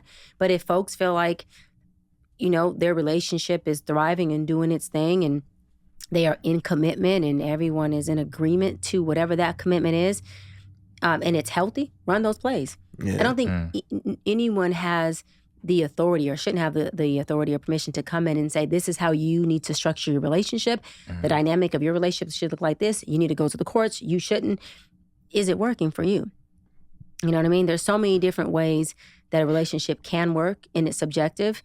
And you have a lot of people who have the paperwork, who have the covenant of God, and they're miserable. You know, and I always say this and I stand by it. You know, I've been in my field for 18 plus years. There's more married people having sex than there are single people having sex. Married people, and when I say having sex, let me clear it up. There's more married folks having sex with people outside of their marriage than there are single people who are just having sex casually. Really? Yes. Yes. There's a lot of side chick situations. There's a lot of women who have their side guys. There's a lot of, you know, men who don't have side chicks, but they're sleeping outside the There's a lot of infidelity and over-sexualization that's going on. And it's going on within marriages. And those folks are either just staying in those marriages for the sake of saving face, or, you know, they have kids, right? We're staying for the kids. And they know that, hey, we're staying for the kids, but we're both kind of doing our thing. Just don't put it in my face, you know? But, you know, on the flip side, of course, there's marriages that are beautiful that are not doing that. But we're talking about, you know, how people should structure their marriage. Structure it to where whatever your commitment is between you and your partner, you both can keep that commitment. Not a commitment that you know you're not built for, you know you don't want. And so all you all are doing is breaking each other's hearts and deceiving each other by standing by a commitment you're really falling on. No, do what works for you, but find out what you need so you can find out what's compatible and what's conducive for you. That's my thing. And those are the people I say, run those plays. I don't want to project. I don't want to tell nobody, go get married. And then they're like, Doc, now that we're married, our relationship is worse than ever. Hey, do what really is compatible and conducive for the both of you, for the collective. Yeah. It kind of leads into my next two topics. I know we kind of running short on time, but I did want to ask, because it kind of brings me back to, well, I'm gonna bring up the cheating side first, but I did want to ask this one. So a lot of times, like, for example, the Keke Palmer situation where her husband got mad about how she dressed. A lot of times when you're out dating, you know, women, a lot of women, they dress, it might show a little skin, and that's just how they dress. You know what I mean? Like, but sometimes as a guy, it's like, you already know what that attention brings. So, like, for example, like, you could be going out with your girl or a girl that you know you're dating, and you know she got like tight clothes and things like that, and then now it's like she looks amazing, but as a guy, now you kind of got to be on edge when you go out with her, because now you know other guys is looking at her, and it kind of brings that attention to her. For example, like even recently in New York, a young man just got killed because a guy tried to hit on his girl in the club, and he was drunk, and maybe he ended up touching her, and he ended up dying. You know, so what is your thoughts about some guys kind of like, it's not even feeling insecure, but like they don't want their girl skinning out, or they don't want their girl wearing like clothes that'll draw too much attention? I think it's a preference, and I think it's okay. My ex-fiance would tell me, that's too much cleavage, and I would change. And this is coming from a woman who is very strong in my personality. I'm very dominant in my being of who I am.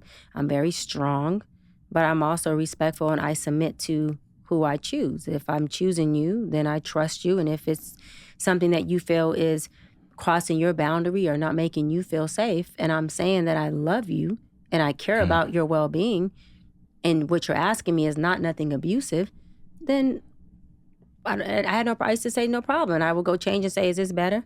And then he would say yes or no. And we would go enjoy our day. The other question he would ask is, well, who are you dressing for? I like when you wear this classy dress, or I like when you wear something that's a little more, you know, not so revealing. Of course, outside chatter, friends and family were like, why is he telling you what to wear? And that's usually not you. You're usually very dominant and do what you want and can't be told what to do. Well, I am that in the boardroom. I am that when I am a single woman. But when I am choosing to be in partnership with somebody, there is a collective. And I am respecting the other part of my collective. Again, as long as it's not abusive or it's not outside of my capacity, I think there's nothing wrong with that. And I also, and hey, women, this may be a very unapologetic opinion. I'm okay with that. I think that women should learn to nest in men more. I think that there is a issue on both ends. There are a lot of men who, don't know how to lead, but I also think there's a lot of women that don't know how to fucking nest. If you want a man to lead, well, can you nest? Because even if I am leading you all, even let's just say I'm taking you to a restaurant and you're following behind me. If every time I make a left, you make a right, bruh, one, you prolonging a detour where I'm taking you. Two, we are never going to get there. And three, you're not allowing me to take you to where I promised I would bring you to. So did you trust me to begin with to take you to the restaurant? Or are you in this thing and your traumas are inflamed and I can't even take you to where I promised to take you to? Yeah. So I think it's a duality of, yes, y'all need to learn effective leadership and how to do it and learn, like the Bible says, have a vision, have it clear so that anyone that reads it can actualize it. So we should know your vision is clear and it should be shared with us women so we can help us get there. But we also need to learn how to get in the passenger seat, kick our feet up and not tell y'all go left, go right, stop, slow down, gas brake. Because even as a woman, I would say at the red light, baby, the door is unlocked. Can you open that door and get out? And get out. Because you causing more agony and headache than you are peace. And all I did was pick you up and say, let me lead. And so it's a duality. Women need to learn to nest as well. And I have learned, I didn't always have the ability to. In my younger days, in my first engagement, I didn't nest. Right. And I also chose a guy that wasn't nestable. But I chose that because an unnestable guy was conducive and compatible to what? A woman who cannot nest. Everything's equally yoked. My second engagement, my second fiance, I worked really hard during that breakup to learn to nest. Again, when I said earlier on in this episode, us learning how to change things within ourselves is what will calibrate a different person. Where I shift the inability to be able to nest. I shifted the inability to be able to be submissive. Now I was a submissive woman who could nest, and I calibrated a man who wanted a nester. He came in, took full care of me. I was a kept woman, and I nested in him. He created that environment, but I changed things within myself first instead of blaming you all the time, knowing that I can't nest in you even if you did lead us. Even if you did take full care of me, I didn't have the capacity to be domesticated. Right? So it's about switching, but learning how to nest. And one of the best qualities that I learned was how to nest in y'all men. Because when we nest and y'all know how to lead, it is a really, really beautiful partnership. You all feel so much respected. Yeah. You feel so empowered. The more that you feel us trust you, y'all actually go and do more. You actually go and stretch every capacity you have. And as a woman, to see a man and watch your man, witness him out there doing all these things for y'all and stretch his capacity for y'all because of the love and nurturing that you are implementing in him by just being his rib, it is the biggest turn on.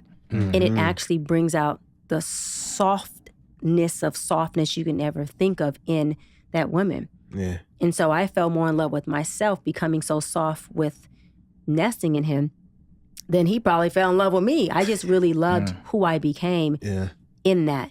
And so I want to just really advocate for women with the right man, of course, learn, even prior to meeting him, learn your nesting skills, learn your tucking skills, learn how really to be a rib. The rib is covering all your organs. We protect everything that keeps you alive as the rib. Right. Y'all are the head. I like that explanation because I had to ask that because like even social media, the way they kind of paint things and you know, it's like, yo, he's insecure, you know, but a lot of times they don't see things from the male perspective. So the way you broke it down is like, you know, you just got to realize like you got to make it work, kind of like nesting and things like that. So it definitely makes a lot of sense. I love that explanation. Another thing that I definitely did want to jump into is cheating. You know, what happens in relationships. And a lot of times is, you know, it could be the woman's fault, it could be the man's fault, either or. Do you think cheating should be like a one strike and it's done? Or do you believe in like forgiving? So remember, I stand on biblical principles, not projecting my principles on anybody. But the Bible says there's 2 reasons permissible for divorce. That's infidelity and unfaithfulness. To me, they're the same thing. But I believe what the Bible will say, infidelity is the act of cheating sexually, and unfaithfulness is breaking our commitment to each other, right? So for me, if you step out, stay the fuck out, because I'm standing on biblical principles, period. The covenant is broken when you create infidelity. Biblically, it says it. The covenant is broken. You broke our covenant. We're not covered by God anymore. There's nothing else to talk about. Yeah. Easier said than done, of course, but I'm leaving at cheating.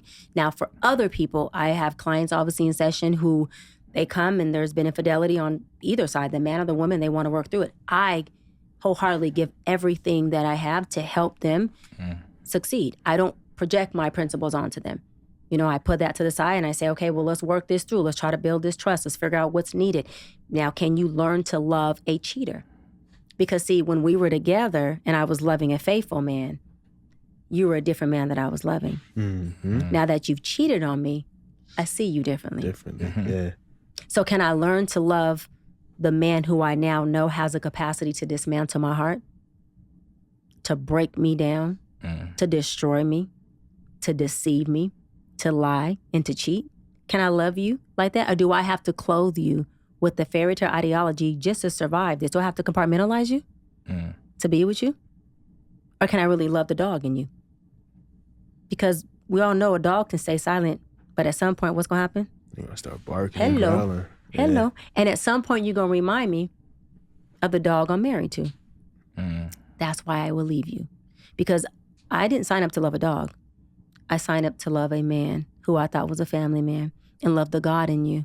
Doesn't mean you have to be perfect, but it does mean principality is important in this marriage. You do not have permission to cheat on me at all. Now, if we have children, will I still love you and co-parent and respect you for the sake of our kids? Absolutely.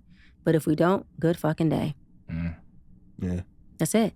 But so for other people, if they want to work through it, I help them, whatever therapist, preacher, church, neighbor, parent can help. You got to get help when it comes to that infidelity stuff. It is extremely challenging to do on your own. I almost think you can't do it on your own because you can't heal in the same environment that broke you. Right. You can't. Yeah. And that's another reason why for me, I'm going, I just don't know if I'll have the ability to, I know I won't have the ability to love the dog in you. Right. Don't come barking at my tree. Yeah, facts.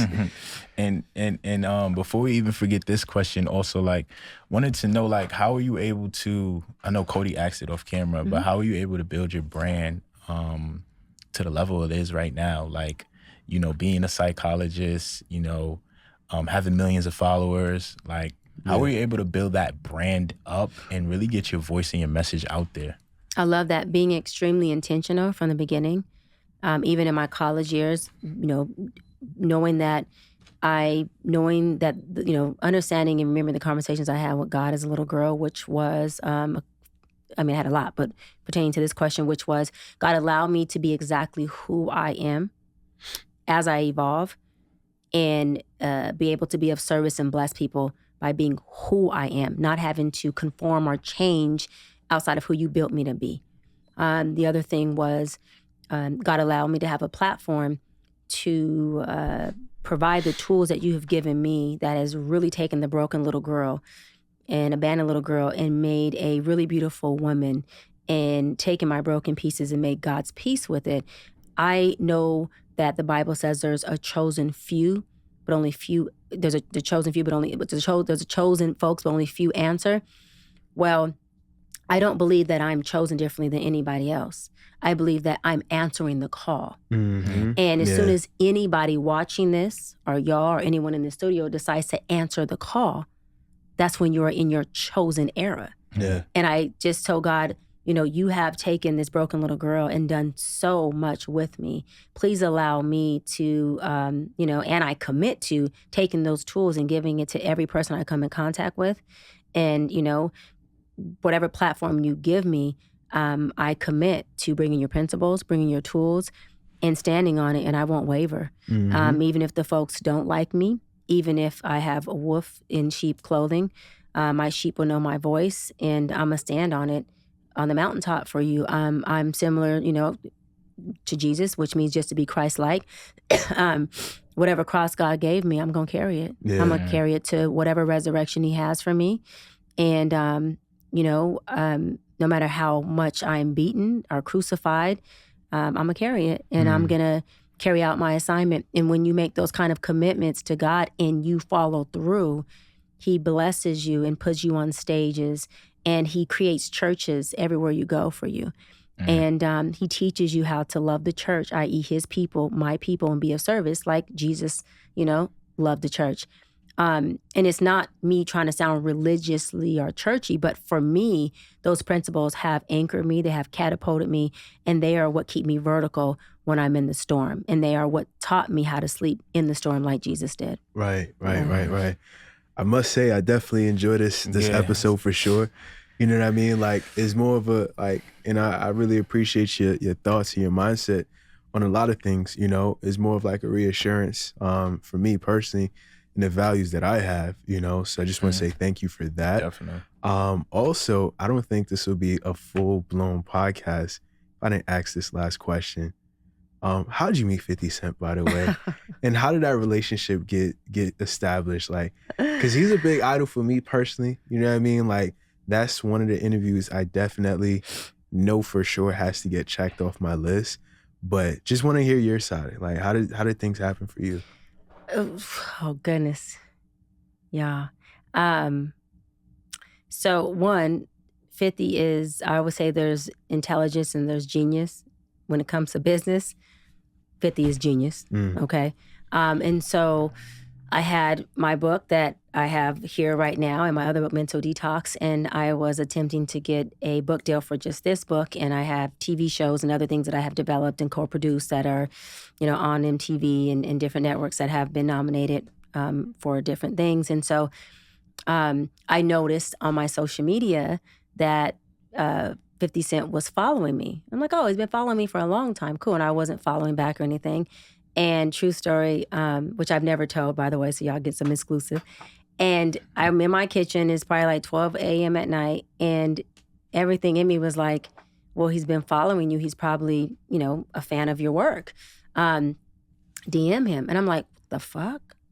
Because, I'm like, and now this is, for me, spirit, God talking to me. And I'm like, I'm not DMing anybody. I'm definitely not DMing no man. And I'm damn sure not DMing 50 Cent. If he wants me in any way, even in a business capacity, you a man. You better come help me. You better reach out. So I'm all in my limited thinking. And God's like, woman, just do it. You being a Peter on the boat right now.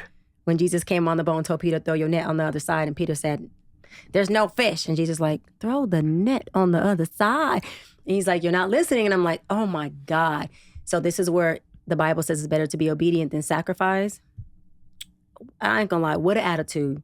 What an attitude with God at that moment. I was like, oh my God. So I go on social media, what an attitude. I'm like, and I go in there and say, hey, how you doing? I'm Dr. Bryant.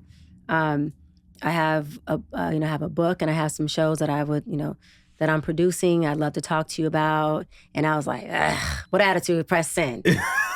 I was being obedient. I'm like, here we go. Oh my God. God be telling me to do stuff I don't want to do, right? Yeah. But his thoughts are not our thoughts and his ways are not our ways. Yeah.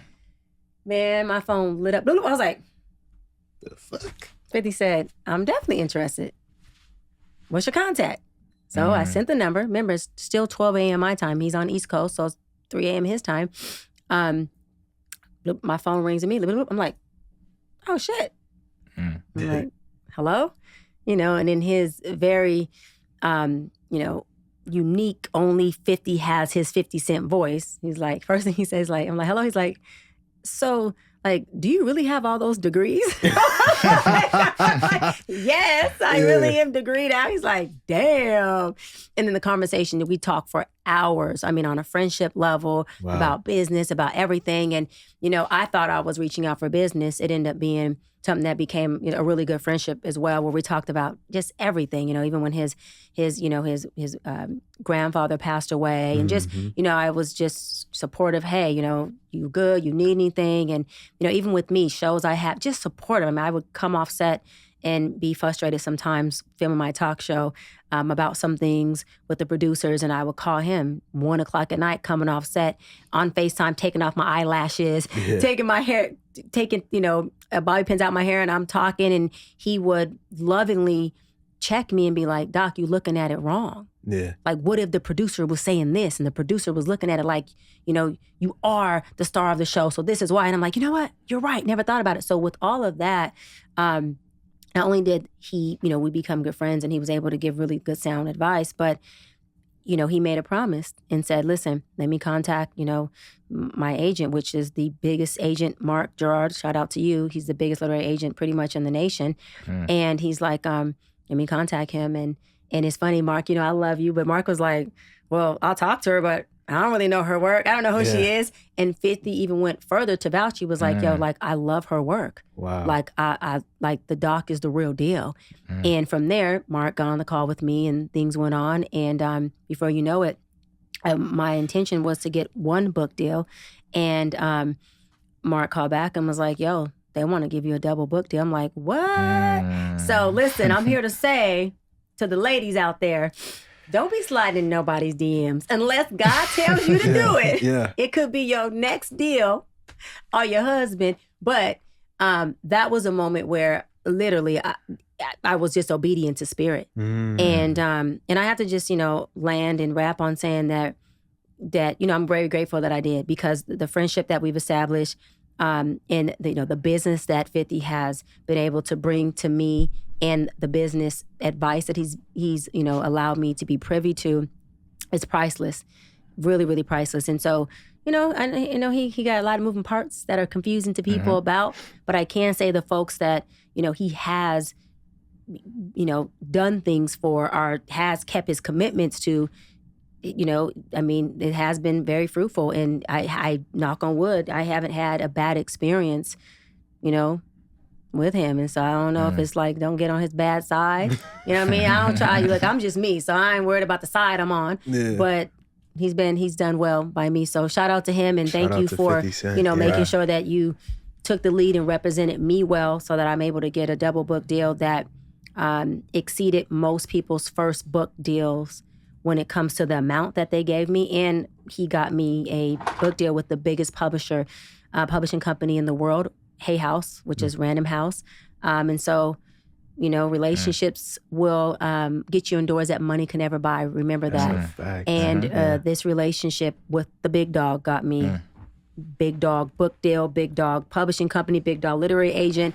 And, you know, myself, I am a big dog. And so it makes sense. I calibrated that. Yeah, that's a fact. Well said, well said. This is really good. I do want to ask one last question, but I don't know if they're going to allow it. All right, so now you said you got the friendship and the relationship with 50, platonic and monogamous, like, friendships, like, how, like, if you're in a relationship, now you're being nosy. Now you're being nosy. I'm not asking about y'all. I'm just saying, like, because I know you said, listen, if I have a man, he can't have no relationship, no friendships with a woman. Like, you like a man's man, basically. Yeah, I do. So, like, how do you work around something like that? You know, like, I know it was a calling from God. Like, you know, that's how everything turned out. But how do you still do that, you know? Right. So, and I love that question. So this is the thing, you know, if, let's just say hypothetically speaking, if 50 got into a relationship or I got into a relationship and one of our partners said, hey, look, we're uncomfortable with the magnitude of this friendship, then we respect our partners. If our partners are able to see that we have done, you know, great business together at some point, but we're not, you know, folks who just sit around and hang on the phone all day, every day. He's a very busy man. He's moving around doing him. I'm extremely busy doing me. And, you know, our friendship is something that is respectful, to a relationship outside of us, meaning like, if he was to call and need something, you know what I mean? Like, I'm solid, I got him. And if I was to call, I know he's solid, he got me. But again, if either one of our partners were to say, hey, we're uncomfortable, I would respect his woman. He wouldn't have to tell me anything. I would say, yo, I respect her and I think she's right. But, if there's nothing going on in that relationship that deems it to be disrespectful and there's not a lot of time being spent, I don't think anyone would have a problem with it. Yeah. For me, when I was saying, I know we got to wrap man's man, meaning if I met you and you were doing business with a woman, right? And this is a woman who got you some big deals similar to 50 Cent, and I know that you and her talk periodically, once a month or once every 2 months or something of that sort, that would not be a woman that I consider a friend I have an issue with. When I say a man having friends, you're telling me that Monday, Wednesday, and Friday you want to go to lunch or brunch with your female friend. You're telling me that this woman's calling you multiple times a week to have in-depth conversations with you about her relationships. That's a hard fucking no. You're telling me that, when I travel to go out of town, all of a sudden you and her want to go to dinner. That's a hard fucking no. Now, if you're saying this woman you do business with, that you talk to periodically, her and her husband want to go to dinner with us because they're in town, absolutely. That's maturity. That's I'm secure with you. Mm-hmm. But are you going to have a woman that you are as close to as you are with me? Hell no. For what? For one, she's taking up the time that I want with you because I got some problems and some shit I want to talk to you about. Yeah. So I hang up with her. But also, I just don't think that that's appropriate for, relationships that are committed or marriage. Got you. Nosy Rosie. Yeah. You see, he's trying to get me caught up. So, see, look at him. Huh? You had to throw that in there. He's trying to be a baby Shannon Sharp. He's like, I ain't messy, but I'm crafty. I got a question, How you and 50 friends if y'all really just friends? Look at him. Uh-huh. That wasn't the intention, but That's okay. Nah, this was a really good one. Appreciate you for coming through, Dr. Cheyenne Bryant. Yeah.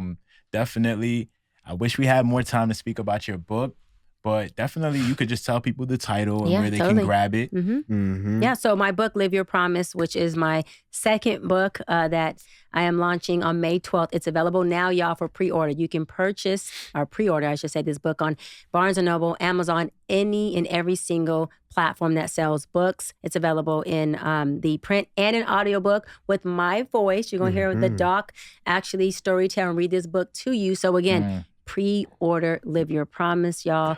Let me pick it up so y'all can see it. Go pre-order my second baby, my first baby, Mental Detox, which I wrote in 2014. We republished it last year, and you all within 2 days made it a bestseller. Okay, so go buy up, pre-order. And we also have a cool invite-only VIP private webinar. So anyone who pre-orders the book, you go to the website, you put in your order link, and we send you a Zoom link for that VIP private webinar with me. You get to talk to me, ask questions, vibe with me, all that good stuff. That's good. Y'all, go get the book. That's good. Sounds like we got to have a part 2, for the book. We talk more about that too, Yeah. We can run it again. But listen, y'all, this was another episode of Motion and Success. Again, I told you I'll stay to the end where I say like, comment, share, subscribe. And now is that time. Drop down your favorite part down below in the comment section. And I'll see you guys in the next podcast episode. Peace. Peace, yeah.